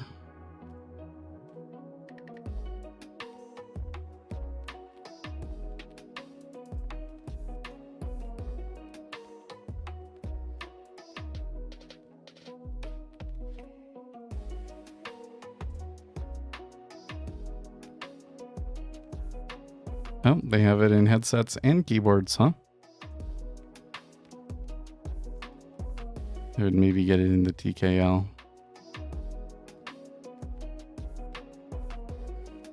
I kind of would want one with like the special wheel though.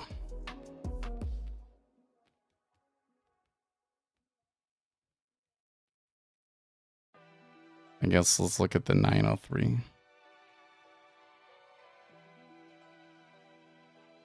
Mm-hmm.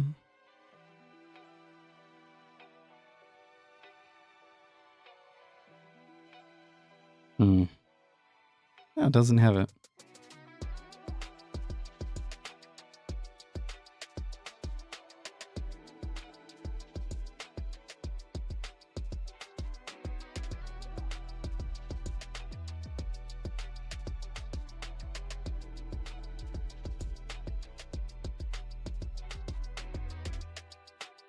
They only make gaming mice now?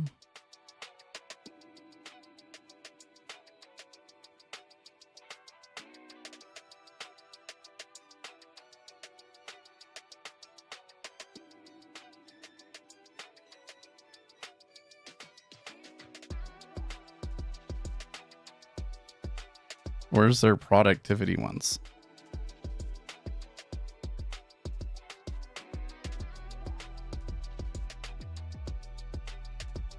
There we go. Mice.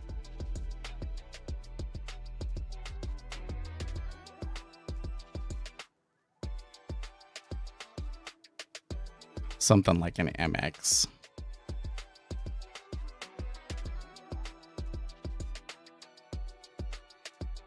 Performance wireless mouse. Wait, sort by price, high to low. There we go. Vertical.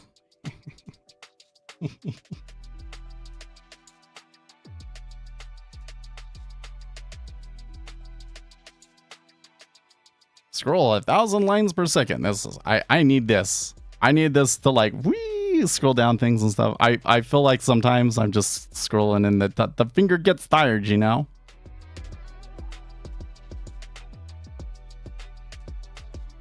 I guess they don't have one. I want one that it has the special wheel and has light speed. Oh well. So probably you'd want to get the light speed one.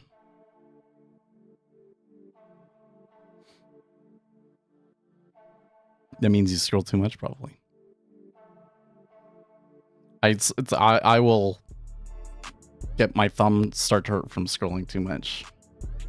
I want to design some sort of a different way of scrolling on your phone.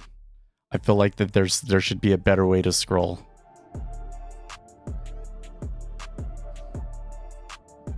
What it would be, I don't know. Maybe some sort of a peripheral. I don't know. Let's talk about that ES trading idea from the other day. I'm not sure which one you're talking about. I think that the play was to 4,300. Trading market internals from ES. Doesn't. I don't think that trading the market internals really does much, to be honest with you.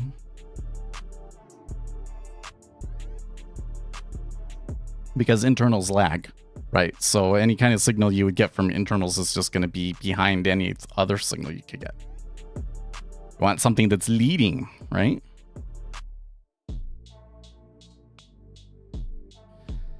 They're still moving around here in the treasury, back to 16. So no, I don't think that would work either.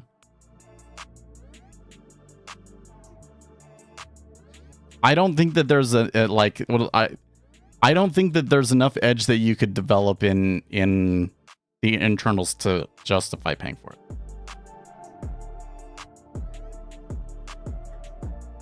Like it's worth maybe like $20 a month or something like that, and you could maybe make $20 a month extra from using it. But I did some pretty good, interesting back tests on it. It just didn't work.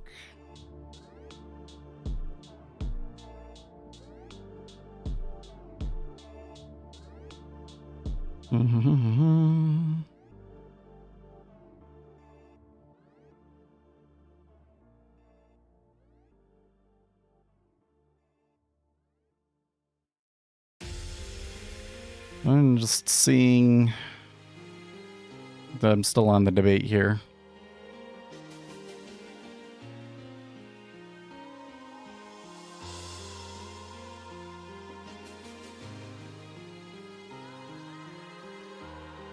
So trade, say, Apple based on ES? Now that would maybe work. But I think for that trade to work, you'd have to be real fast. I don't really have a very good setup to be able to test a strategy like that, unfortunately. Would need to be getting the stock data through into NinjaTrader and have many, many years of data to do it. And maybe even need like to the tick type of data. Yeah, this latest little bull run is kind of starting to impress me. There's still the cap above us is at 19.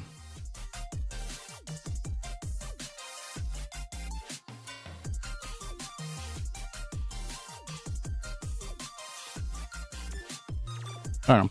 I guess it doesn't really interest me as much because, you know, it's you're talking about something technical, right?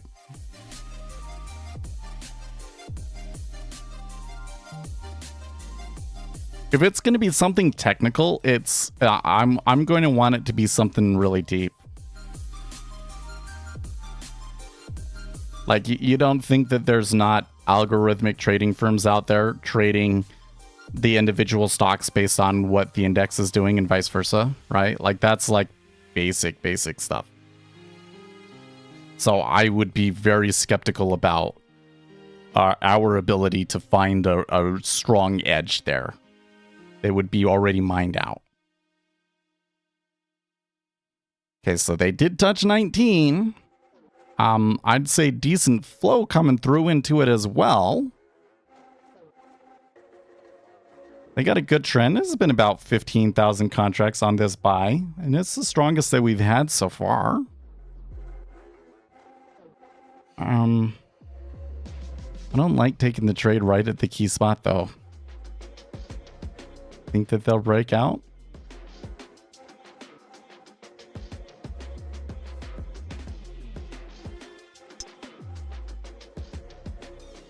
There it is. They're like, no, Seth, you really want to trade it, don't you? What's with the spread there?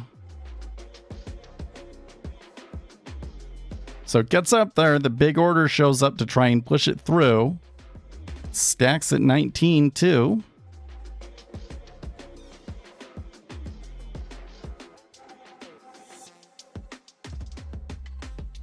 You see longer term trades? Well, so I think one of the things is that you have to trade them as a pair, right? You have to go long one and short the other one. That's another. So I think another reason why I might not be as interested in one like that is, I need more capital to do it.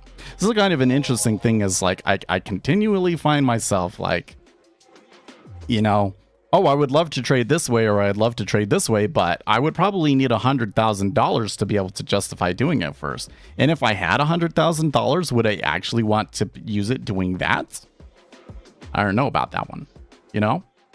I run into that every day. I think about that every day. Oh, there's a 5K at 20 half.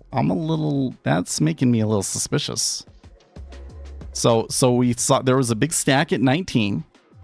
Was it 19? No, 19 was the high. There was a big stack at 18 half. 19 half was all there. If I had taken it, it's 6.4. I would only be 5 ticks up though. So I'm not getting paid from it from that side. But then when they got up there, big absorption at 20 half, and they ticked back down. Down back up to it, but so that could be somebody trying to coax them into breaking the range so that they could exit,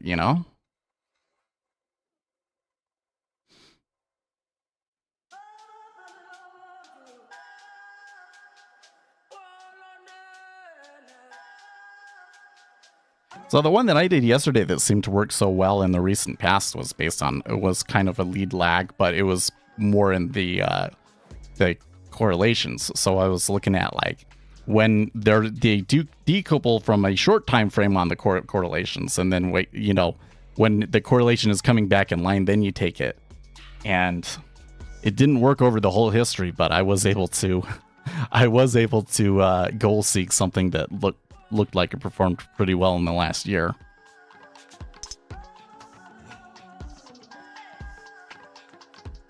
I would think that just selecting the correct time frame to trade it on, that you would be able to get something that'd be pretty consistent in performance over time, but it was not. Probably because the macroeconomics of it changes.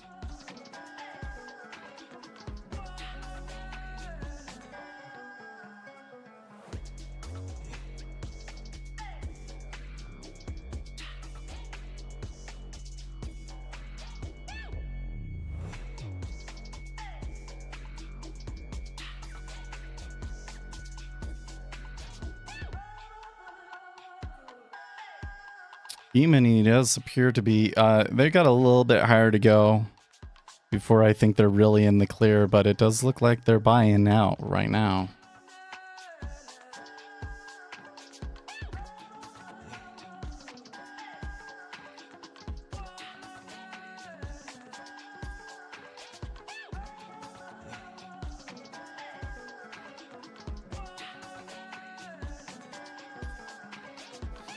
I still need to spend time on the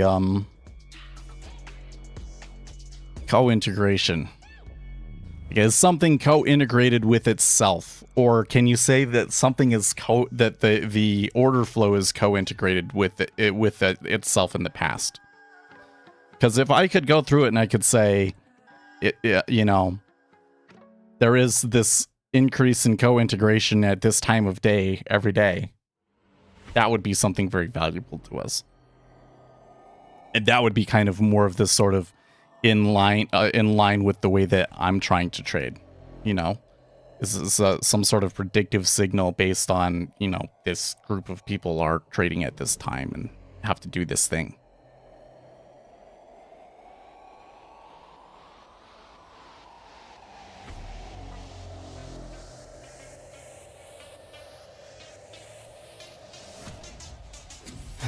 I guess another thing I mentioned earlier about the liquidity. So I do see a couple of 3000s out there on the DOM, but overall it's a little tough. There was like that swing high at 19. They did breach it very briefly, and they're already coming back down through it. So this is kind of giving me this thing that's like, I think the trade is to go short rates here, but it might be a little bit too volatile for me to actually catch that trade correctly.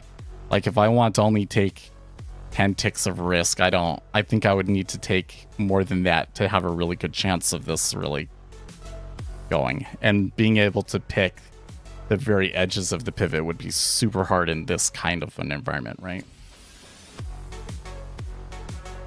So for now, I think that I should just sit back. I was thinking about doing it. Kind of took the account out. I'm going to turn that back off.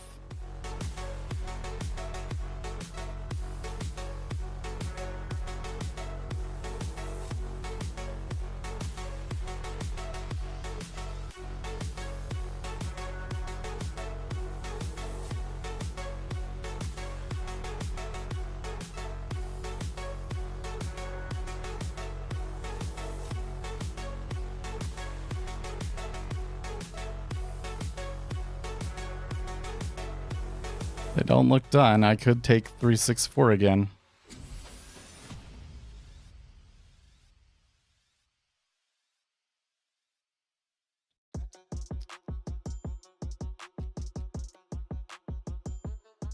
Yeah, I'm just browsing around on social media and stuff. There's not a whole lot of interest in the debate. I think a big part of the problem was that the format was just really bad. Wow, okay, there we go.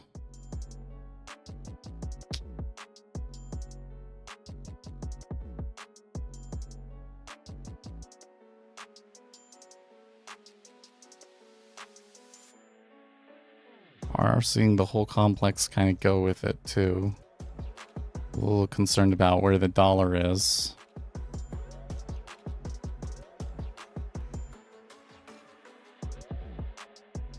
There's at least 5 in that, though.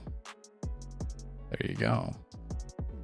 Oh, because the 30-year jumped there. Let's clear that, too.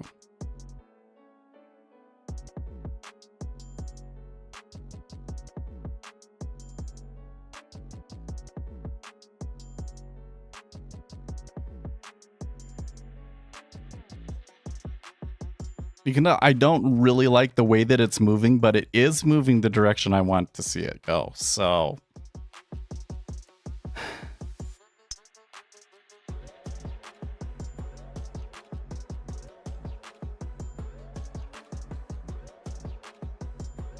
it's being a little bit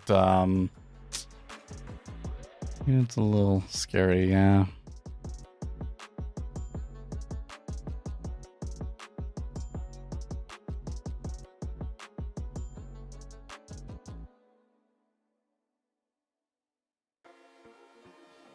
Maybe the conservatives are just not awake yet.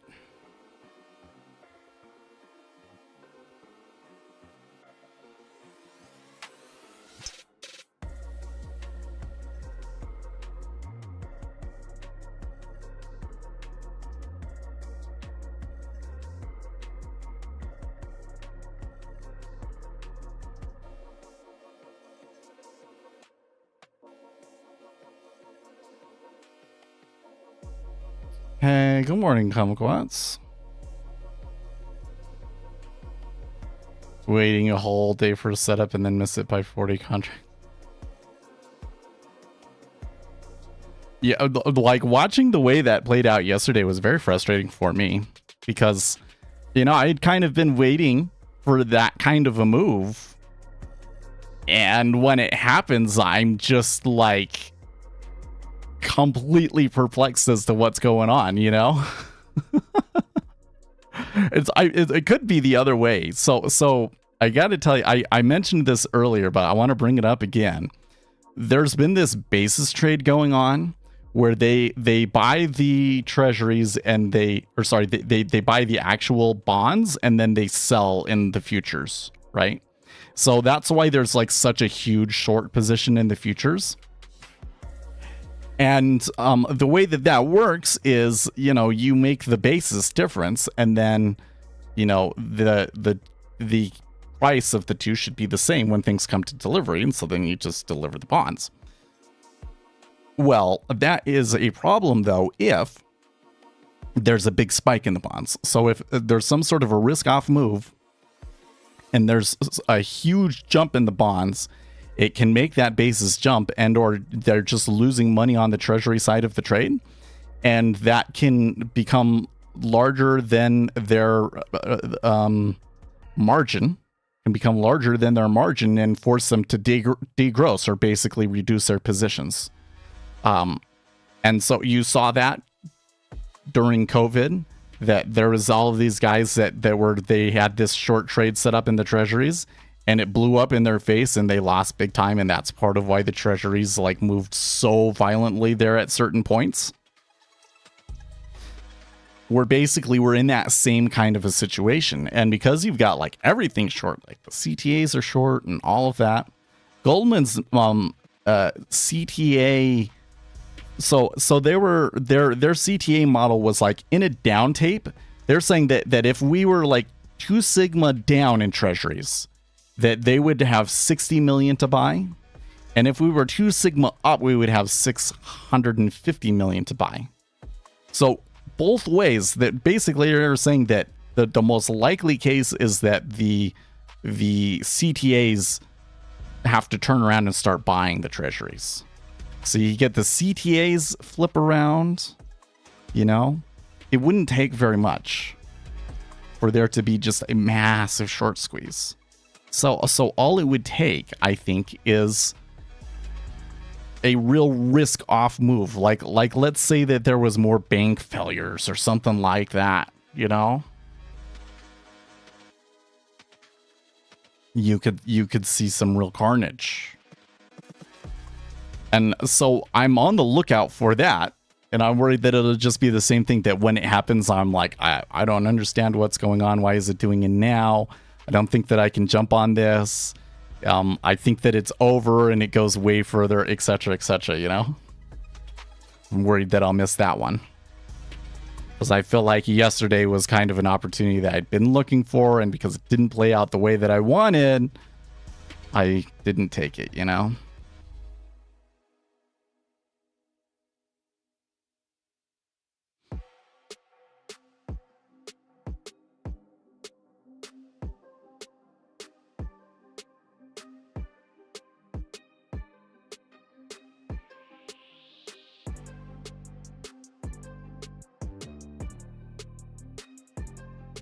Let's see.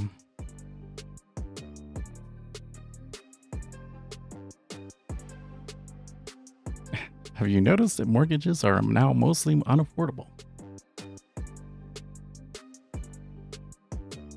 One of my favorite pastimes these days is to go on TikTok and find the people that think that the housing market is going to crash and laugh at them.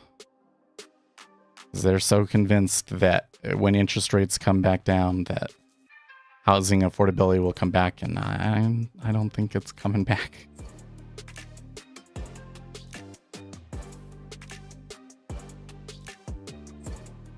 Okay, is that sprocket / setting icons on the bottom of the ES chart an update to Ninja? No, it is not.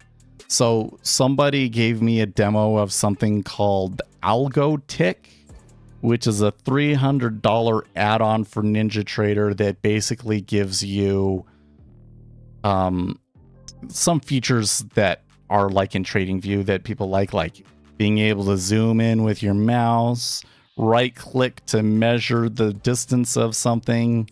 It allows me to change the color of the NinjaTrader logo in the bottom left corner so that there's no NinjaTrader logo. Yes, it does add that little settings sprocket.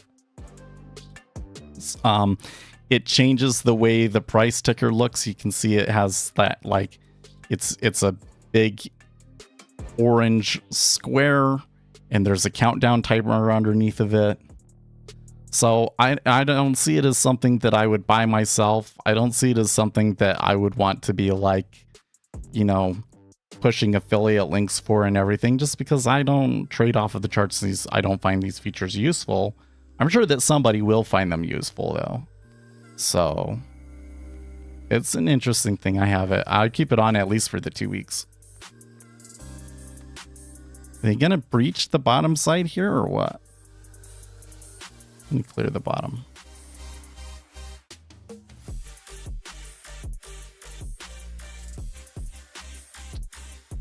Why aren't we using... Oh, yeah, that was a good point. That's a good point. Why aren't we using their tick aggregation? I don't know. When we rolled over, I guess I forgot to set it up correctly. Let's do that. No, wait, that didn't do it.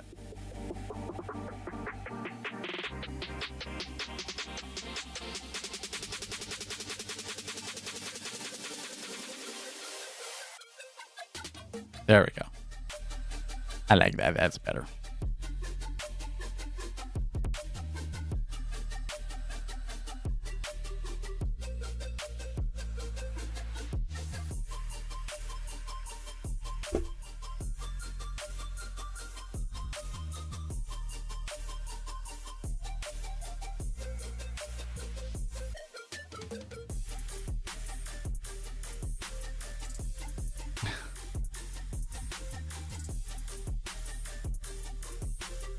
One of the things that happened at the debate last night was that Mike Pence made a joke about how they were talking about the teachers' unions. He was like, well, I'm sleeping with a teacher. But like the way that he said it, it was like, I didn't understand what he was saying. I didn't remember that his wife is a teacher. It was like a weird joke that like just like did not hit at all. I think that I'm realizing as I'm watching, because almost all of the synopsises that I'm seeing are mentioning that. I think that is why Pence did so poorly in the polling and stuff that we do have. They're showing him losing. That must be why. So maybe it has been harmful to Pence. Well, I was feeling bullish, and it was like making me feel like, oh, maybe you need to buy it. No, now it's not. It's back to 465. And I'm not getting the support in any of these things. No, I'm not. I think that was my last opportunity to take a trade today, and I just don't think I can take it here. So...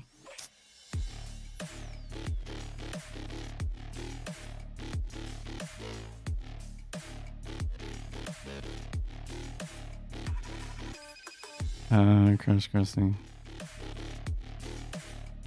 It was so hard to understand anything that was going on during the debate too, because they would like talk over each other and they wouldn't like let the mics be on or anything. So it was like,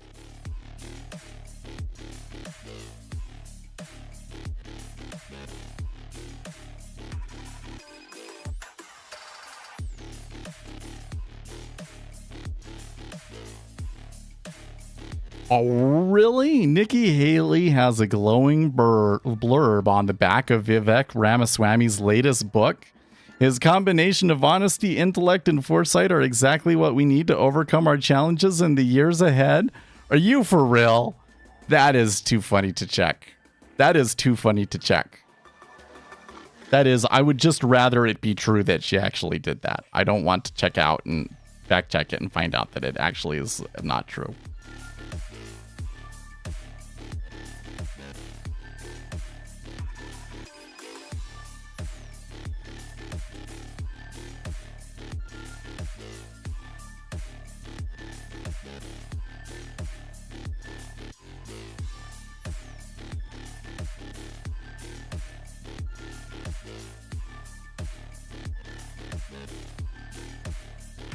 Yeah.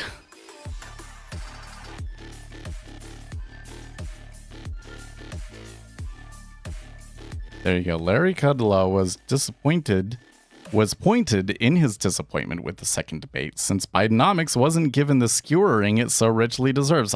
Yeah, that's a good point.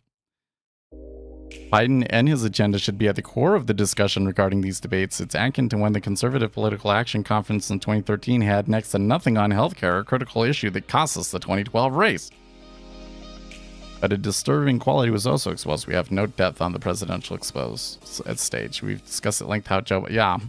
Like, the only place where the Republican Party seems to have depth on issues is on foreign policy, and it's all kind of like in... not the way that the the party base wants to go. Force a revenge train. I don't know, man, GB. This is a different kind of market, right? So its propensity to just wiggle around here quite a bit is, you know, we're having like 3 and 4 basis point swings.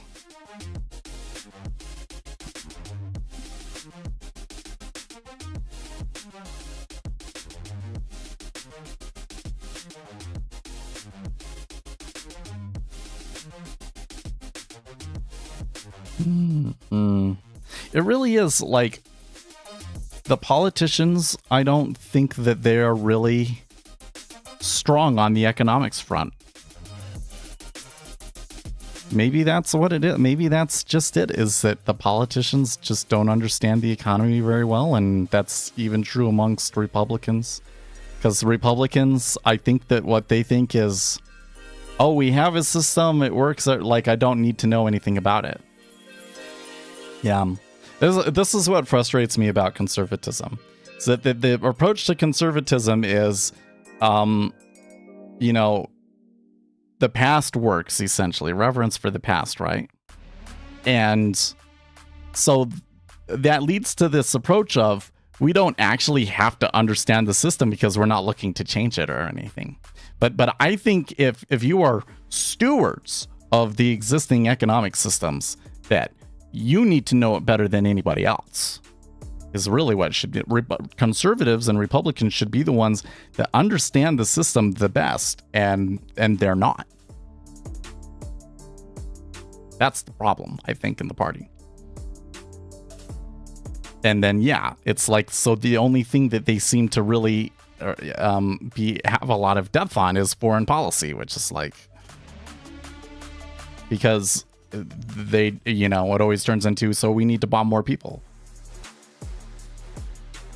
I mean, I know that that's probably not what they're actually thinking, but like that's what it ends up being. And I think that Republican voters are sick of that. And I don't think that you want to go and like, ah, yes, full bore Ukraine. That's not going to win you anything either.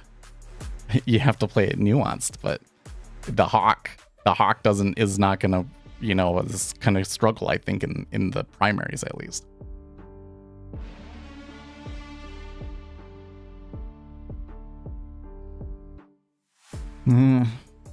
There is really not a whole lot of stuff out there about the debate, though.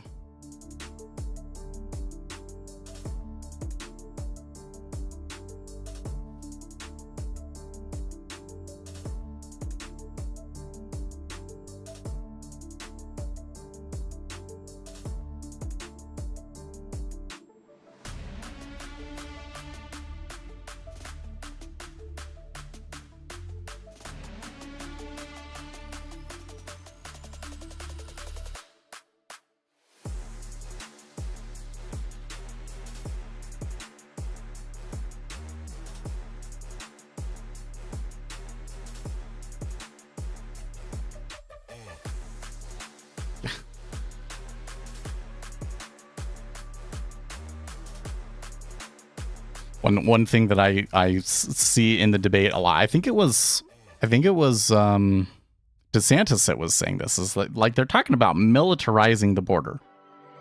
Like, listen, we need to protect the border, but like, let's not say anything too crazy, okay? That's not going to play well in a general election. That doesn't help your party, I don't think. They're just sitting here at 16 now? It's kind of like, well, we didn't get Sept, so let's just not do anything now.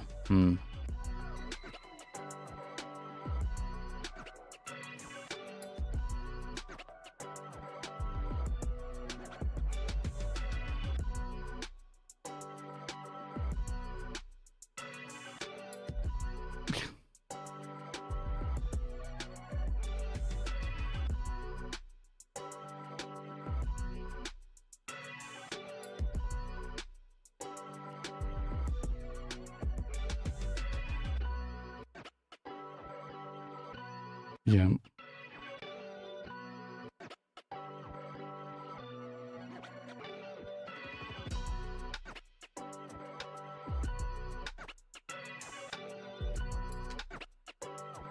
just reading a story saying that Fox News, the moderators did a terrible job, and I agree. But that's basically all I got on that one. So let's check Reddit. What is the actual chance someone can be a successful trader? About 1%.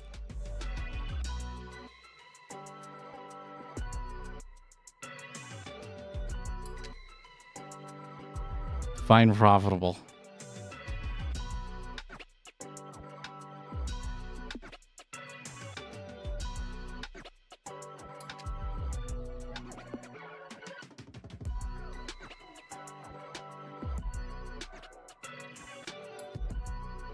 Looks like the responses on that one are pretty good.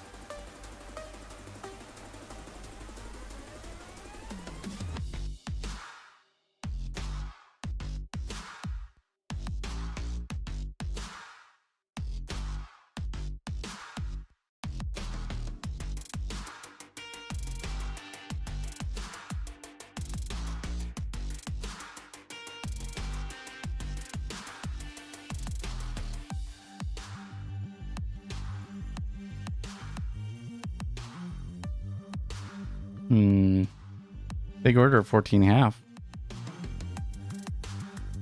Order 12.5 too.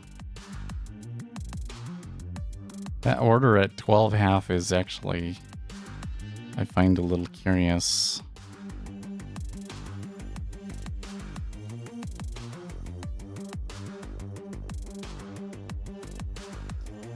It's been there ever since we came back up here. This one at 12.5. Oh, the one that they just took out. That one was new, though.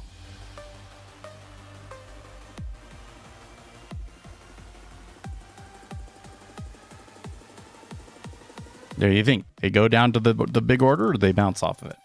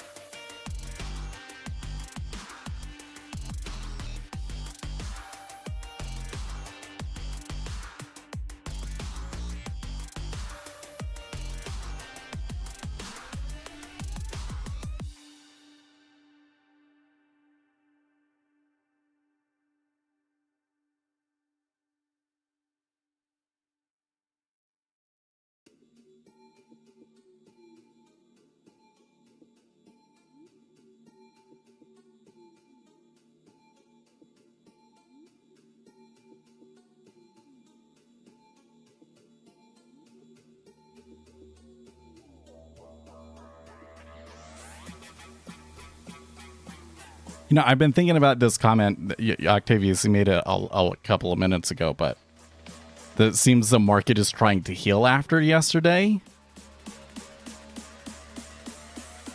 I feel like that this is more like an open wound and all of the germs are coming in and trying to attack. Like, I don't think it's healing. You know what I mean?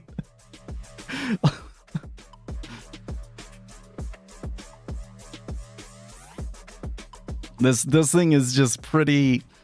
They are definitely off balance. Let's put it that way. The treasury market is definitely off balance after a pretty insane trend yesterday, and the amount of volatility that we're seeing as a result is really disorienting to me. Now, a few contracts went into 12.5, but they didn't clear it, nor did the order pull.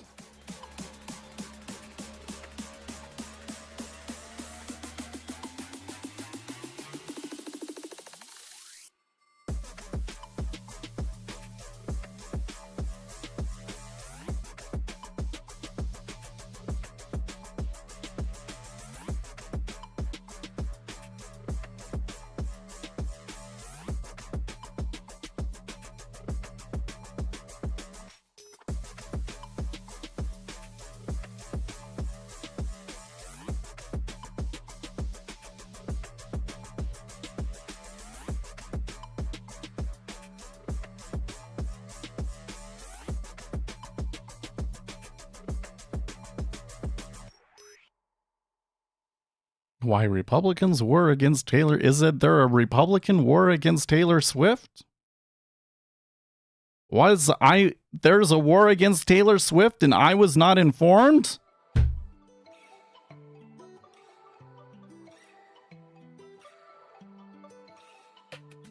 I honestly, in the end, I don't really care, but I'm just trying to play it up because I don't like Taylor Swift. I think that her music is mediocre, and I think that her behavior in the public view has been questionable, and I see evidence of a chronic narcissist in Taylor Swift. And I think that you attach your political fortunes to her at your own peril. I know she seems popular right now, but that's always how it happens, right? The bigger you are, the harder you fall. But I don't. Let's read the story. How aggressively are these Republicans going after her? Republican criticism of Taylor Swift could massively backfire as detractors take aim at her efforts to encourage fans to register to vote. Oh, okay. They're mad that she told them to register to vote. Gotcha. According to the organization, Swift's post was followed by a surge of more than 35,000 registrations, a 25% increase over the same day last year. Cool. Great.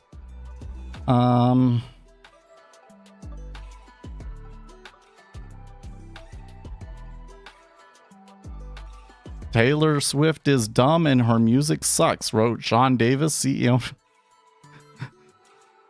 co-founder of conservative web magazine The Federalist. Come on, dude.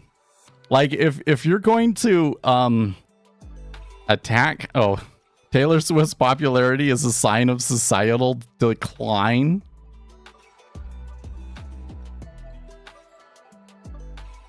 I feel like that if you're going to criticize her, that you need to have... You know what? Sean Davis is an idiot anyways. I don't care what he thinks.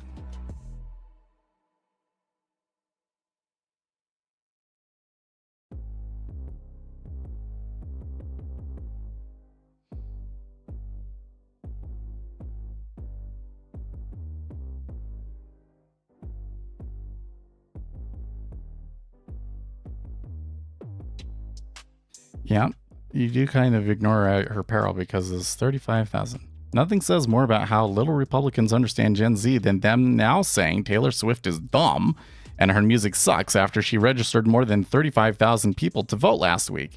You attack Taylor Swift, you attack Gen Z. Except for that, I don't think that Gen Z is Taylor Swift's audience. Do you ever look to actually have any information on the demographics of Taylor Swift's? Let's see if we can find that. Taylor Swift's audience demographics.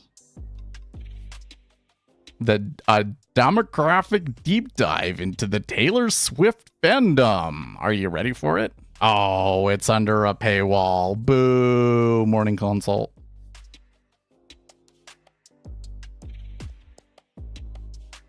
A slim majority of U.S. adults identified as fans.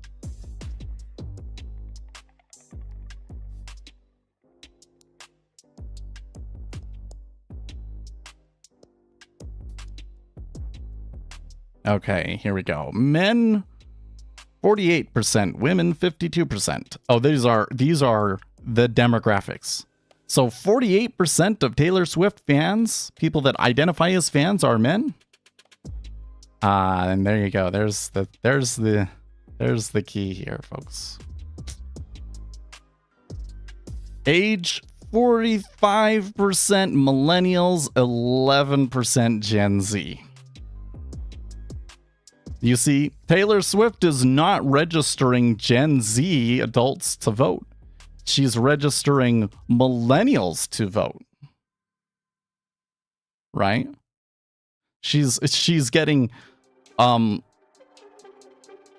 educated, white, middle-aged women. Household income, most of them under 50K. Also, by the way. Yeah. And if they're millennials and stuff, yeah. Suburban. And obviously Democrat. 50% Democrat. Yeah.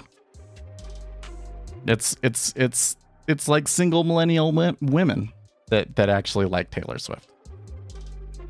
Not surprised. Oh, so the generation of women that, you know, they feel like they go into failed relationship after failed relationship and they are just gonna die old maids and they're okay with it. They like the artist that's basically what's happening to her. Surprise, surprise.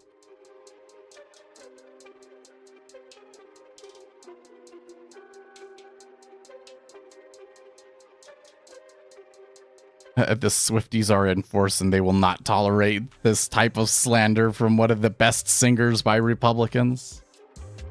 Republicans are only doing this because they are threatened by the power of Taylor Swift. But like everything else, it won't work. Best of luck, guys. These people for freaking real. I'm telling you what, man.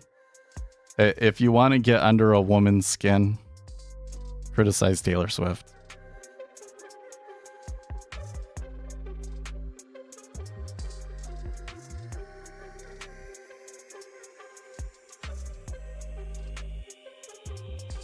Talk about how Kanye and Kardashian made a deal with Taylor Swift to put something controversial in his song, and that, you know, they totally talked about it and then she lied about it.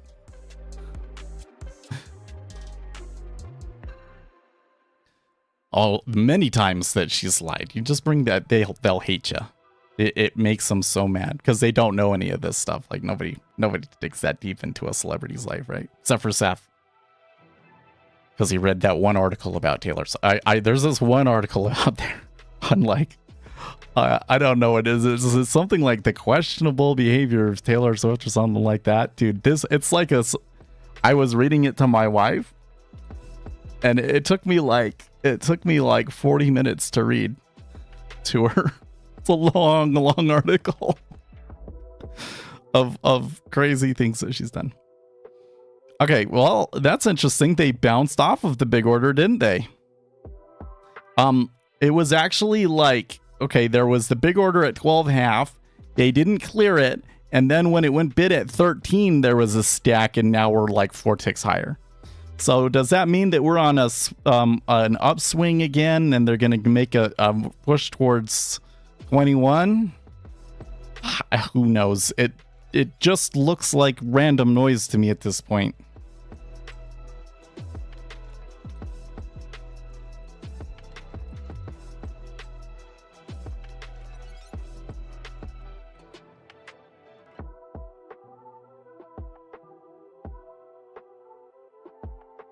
Taylor Swift has done more for the U.S. economy than any Democrat president maybe ever. Oh, that one's funny. Oh, geez.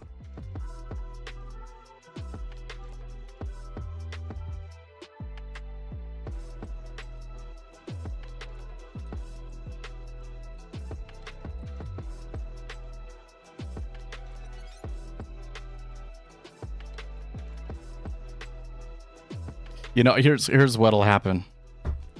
This would be so funny. Taylor Swift gets married. Shocking thought, I know.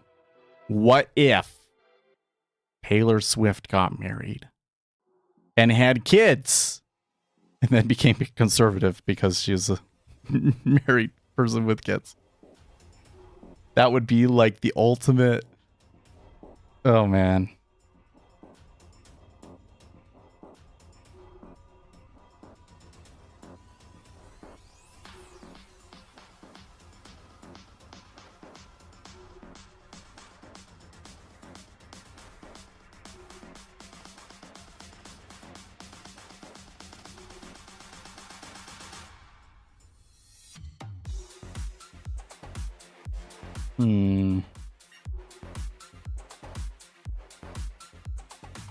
Kind of thinking about if I want to reset this again at 16, but I'll recenter it again at 16.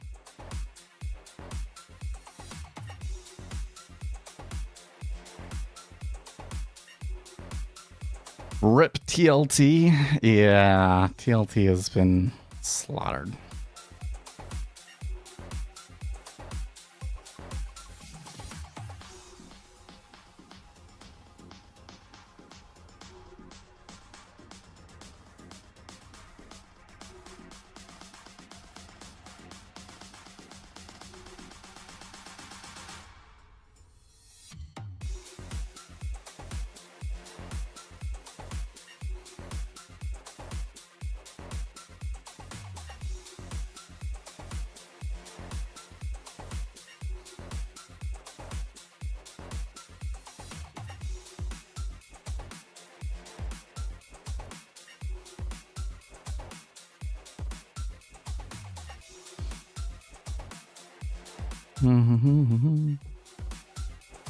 It's so funny. I'm still reading this Newsweek article about Taylor Swift.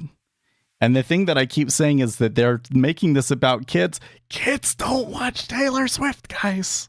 It's millennials. It's millennial women. Come on. She has a very diverse audience, but the largest section are millennial women, okay?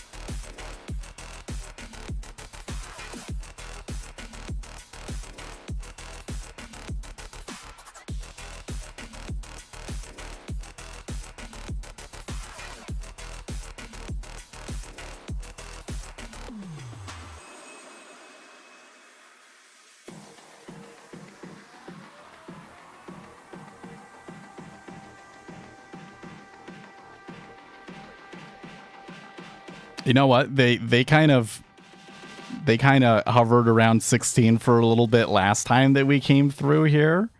They're doing it again. And by the way, the cumulative delta in the treasury is higher. Like after that peak and come back, and then it's higher. Signs of some buying in the 30 and the 5. Only 15 minutes until I'm done, but I do think that from the fundamentals that what we had today is a slight buy in treasuries, but the flows, because of what happened yesterday, are so wild and out of control. You're probably not actually going to see that. You're just going to see like a really noisy day, like maybe a doji, in fact. If I come back over here and I look at daily Xian,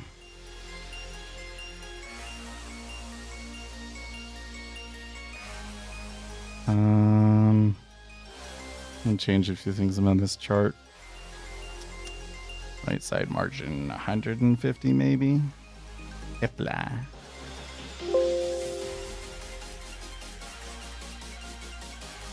It could be a doji or a hammer. If they close closer to like 21, then today would be a hammer.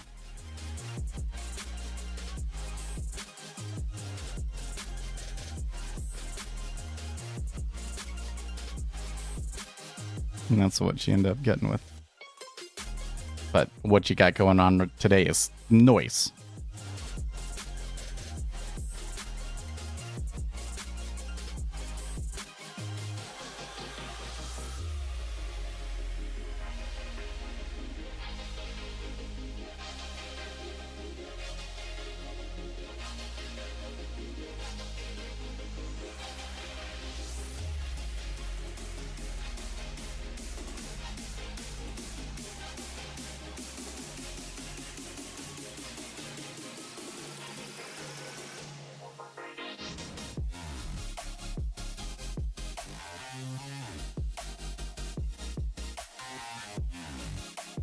Any insight on FMC? I would stay as far away from that mess as I could.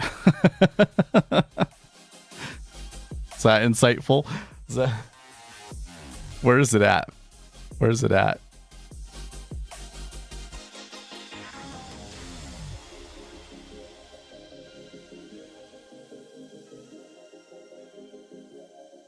Okay, look, let me explain to you what happened with AMC, okay? This is a company that had taken on a lot of debt and done a lot of stupid things before COVID happened. And then, of course, COVID happened and the theaters just got absolutely destroyed. And so everybody was short on it. And then it became, because it had one of the largest short positions on it for good reason, because again, they had done a bunch of dumb stuff to get them into that position. The GameStop crew came in and saved them. And so what did AMC do against this? They raised a ton of money off of your backs and just diluted your shares and brought you back down to here. And here's the problem, is that those guys, those CEOs and everything, they basically took all of their money out over here and left you holding the bag. And AMC still has all of the same problems that it did back here. Nothing changed at all. In other words, this big move is just like with GameStop, man. It's actually a sad thing to watch, is that you had the greatest opportunity in the world to transform your business and could put yourself on a good path that you could continue on forever. And they didn't do it. They didn't do it. So yeah, I don't want anything to do with it. Heard it was a good time to buy. Well, I mean, yeah, I mean, they are to like the lows from before, but I honestly, I would rather put my money in a stock where they're, they're trying to be smart.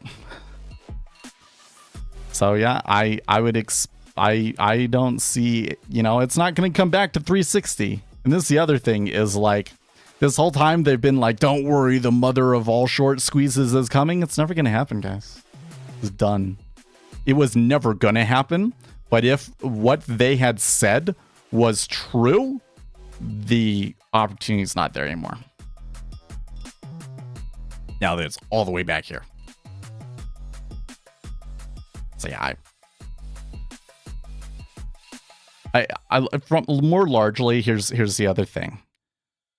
You're just gonna notice from that I'm gonna say almost any time that we're talking about a stock is that, like, when the public is talking about the stock, it's like the big mover that day. Everybody's talking about it. I don't want anything to do with it. I want to get into the stock that nobody's noticed yet. To me, AMC just seems like exactly the kind of company I would expect to die. This writer's strike that they had ain't gonna help them either, right? Because basically the writer's strike means that next few years of movies aren't gonna be very good. Because everything basically gets delayed. Movies that were set to be filmed this summer basically didn't, and so releases next year are going to be rough.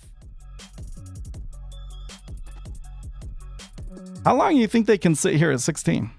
It's been how many bars we got here now? 1, 2, 3, 4, 5, 6, 7, 8, 9.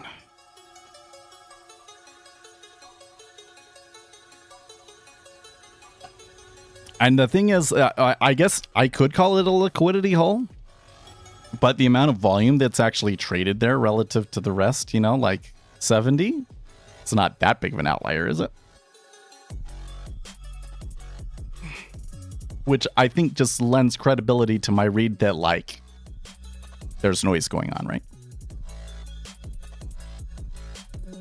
All I'm watching right now is Ashoka on Disney Plus on my tablet. I think that kind of thing is a more likely future than the idea of driving to a theater. Oh, I hope not.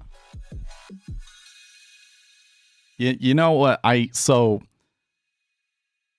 for me, it comes back to Tenet. Man, that movie okay, I know it's not everybody's movie, but for me, a movie like Tenet, I thought that movie was so cool and interesting. Like the whole part where it's like a temporal pincer and like one team like blows up a building but it's in reverse, and so the building gets put back together, and then the other team from going the other direction blows it up, so it's blown up in both it's like, what? That is so freaking cool. Oh my gosh. It was such a good movie. It really was like one of Nolan's best works, but because it came out during COVID, and sometimes a movie can be good, but like a narrative will just kind of develop, you know? And then there's all the issues with like you can't hear it. It's too highbrow for some people, I guess. Dude, it was such a good movie. And that's like the peak. Like ever after that, it was like they don't make movies like that anymore, right? Like a one-off action thriller where they really put like the resources behind it to really make it great. They only do that for Marvel movies now.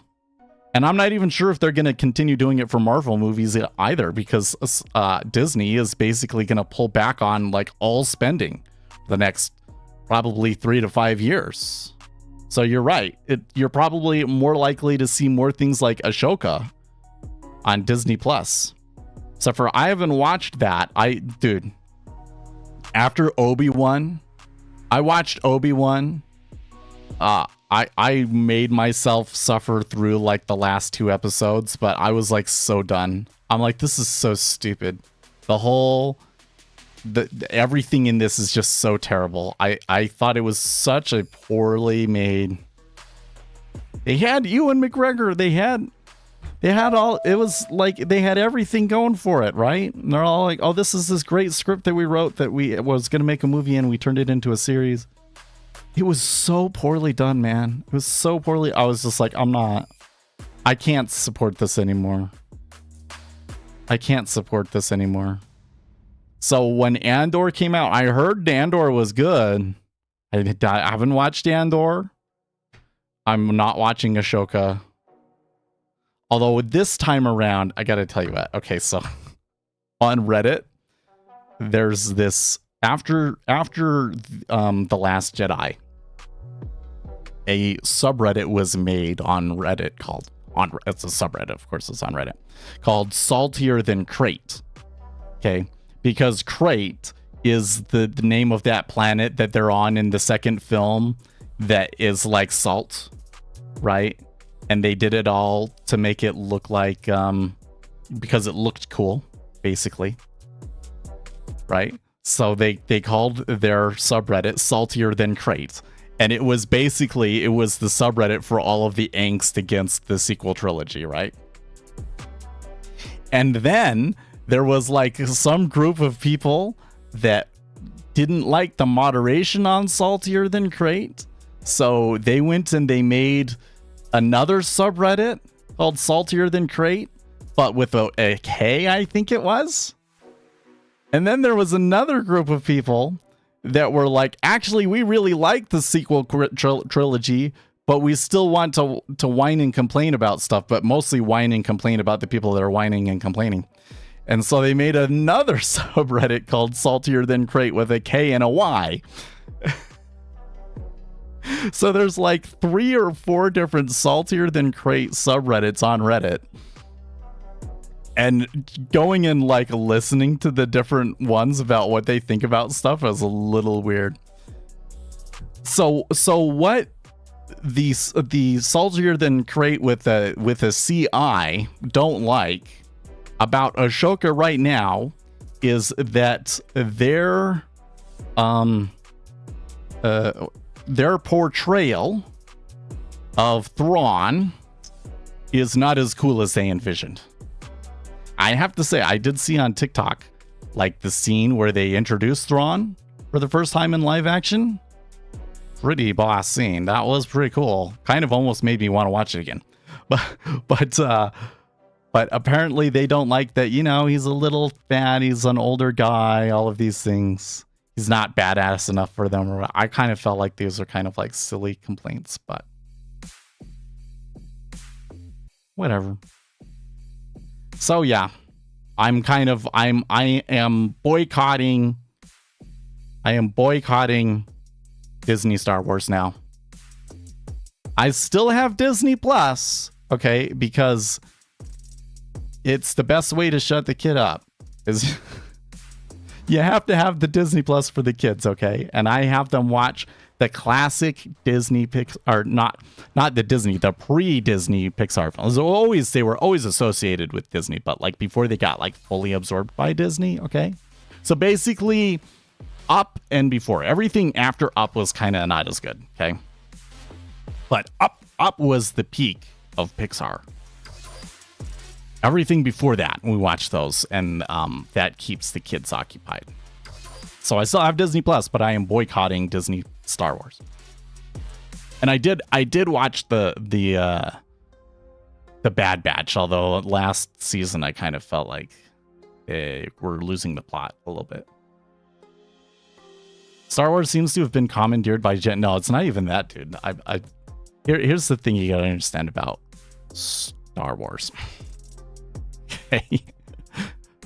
What really was Star Wars? Okay. Star Wars was the first true high special effects sci-fi movie. Is really what it was. Everything after that was just trying to duplicate the insane action sci-fi adventure that Star Wars had and the Star Wars trilogy had. Okay. And there were some people that were alive at that time that happened to be autistic and just became absolutely obsessed with it. Right? That's what it was, right? Okay. So that's what you got to understand. This is the first thing that you got to understand. Okay. Star Wars is a extremely common autistic hyper interest, right? Autistic people, they'll see something cool and then like that's their life. Boom. Okay. And so when you get the autistic community involved at that point, they tend to do certain things, okay?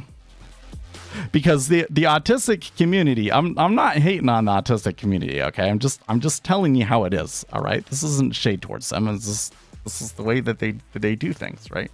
You have an autistic hyper interest, there has to be lots of tiny little details to talk about, right? It has to be one of those things like that you can talk about, you know, all day and you won't be able to tell them everything about it, right? It has to be, you know, there's more to know about this particular thing than any normal person would ever possibly want to know to be like the autistic hyper interest. Otherwise, you know, that's just always the way that it goes. And they generate this kind of content, right?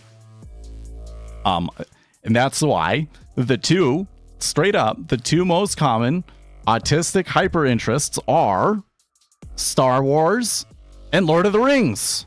It's because there's the most tiny little details that they can know about and annoy people with talking about.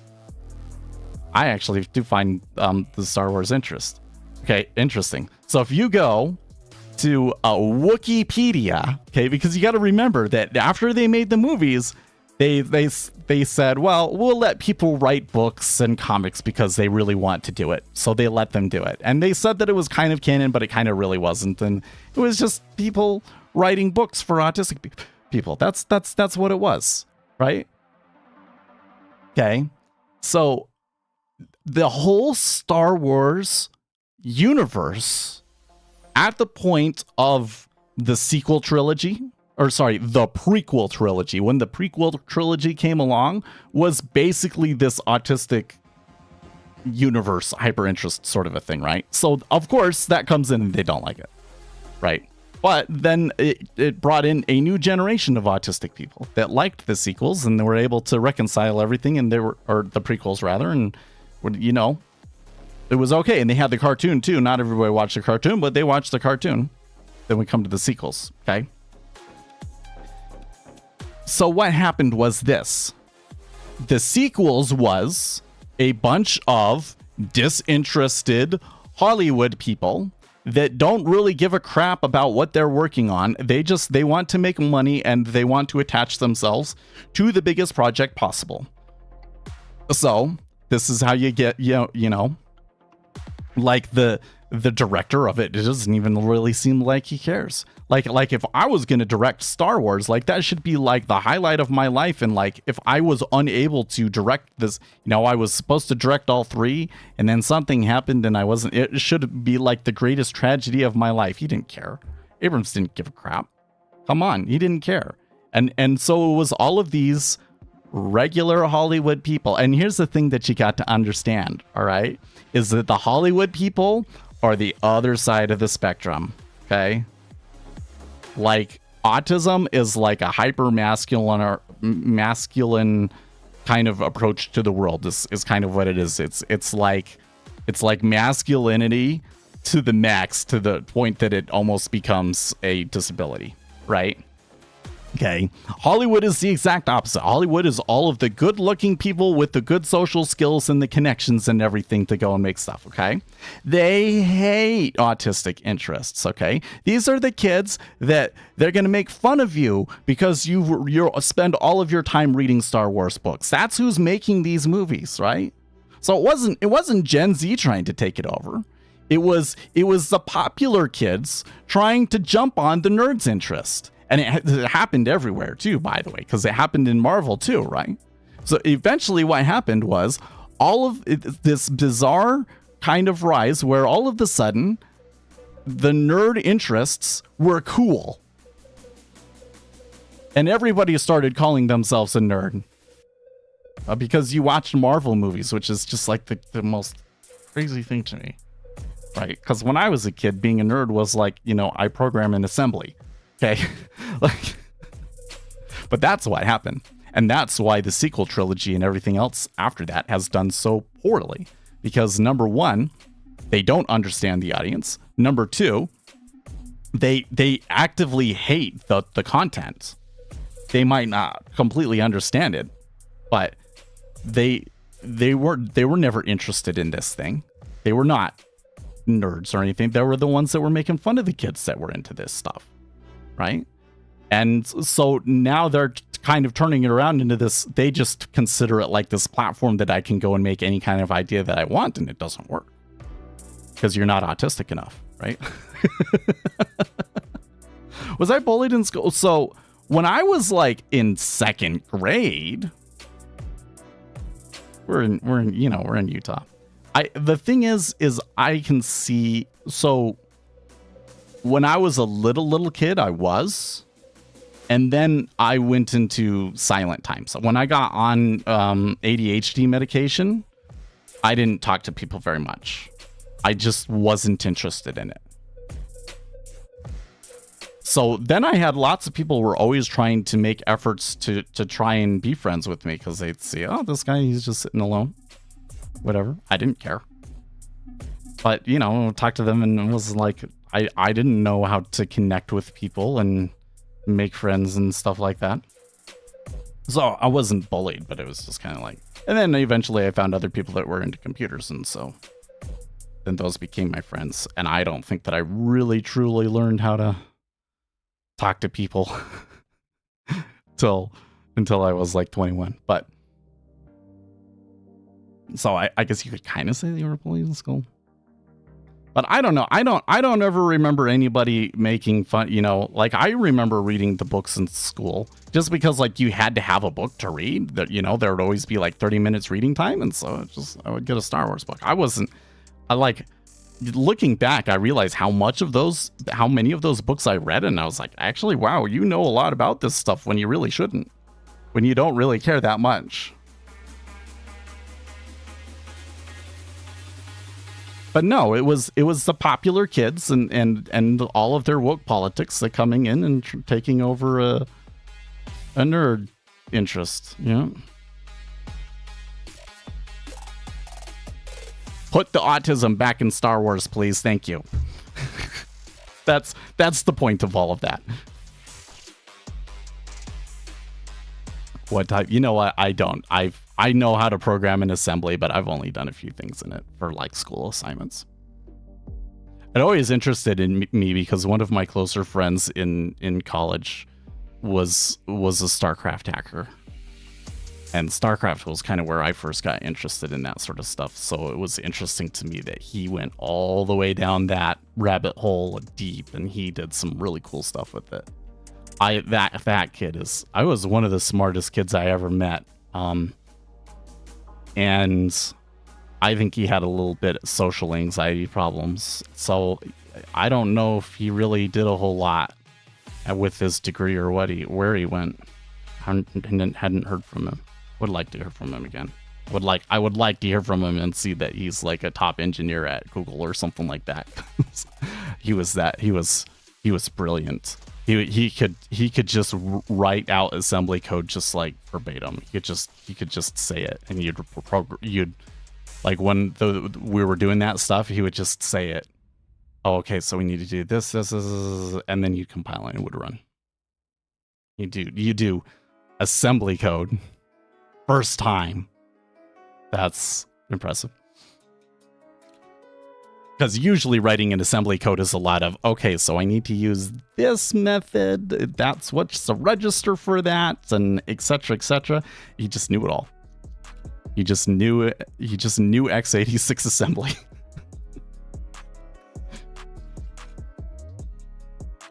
He knew x86 assembly. Writing his own version of malloc in C was no problem. Smart kid. Okay. I am over time now. It is time to get going. I almost want to put in the title of it, put the autism back in Star Wars. I'm gonna do it. I probably shouldn't, but I'm gonna do it. Put the autism back in Star Wars, please. That's what I want. Okay, guys, I will see you tomorrow. Remember, tomorrow, end of month, so we're probably still gonna see some pretty strong flows, especially at the close of the day. So should still be an interesting day tomorrow. And then we get on farms again. So in the meantime, stay excellent, team.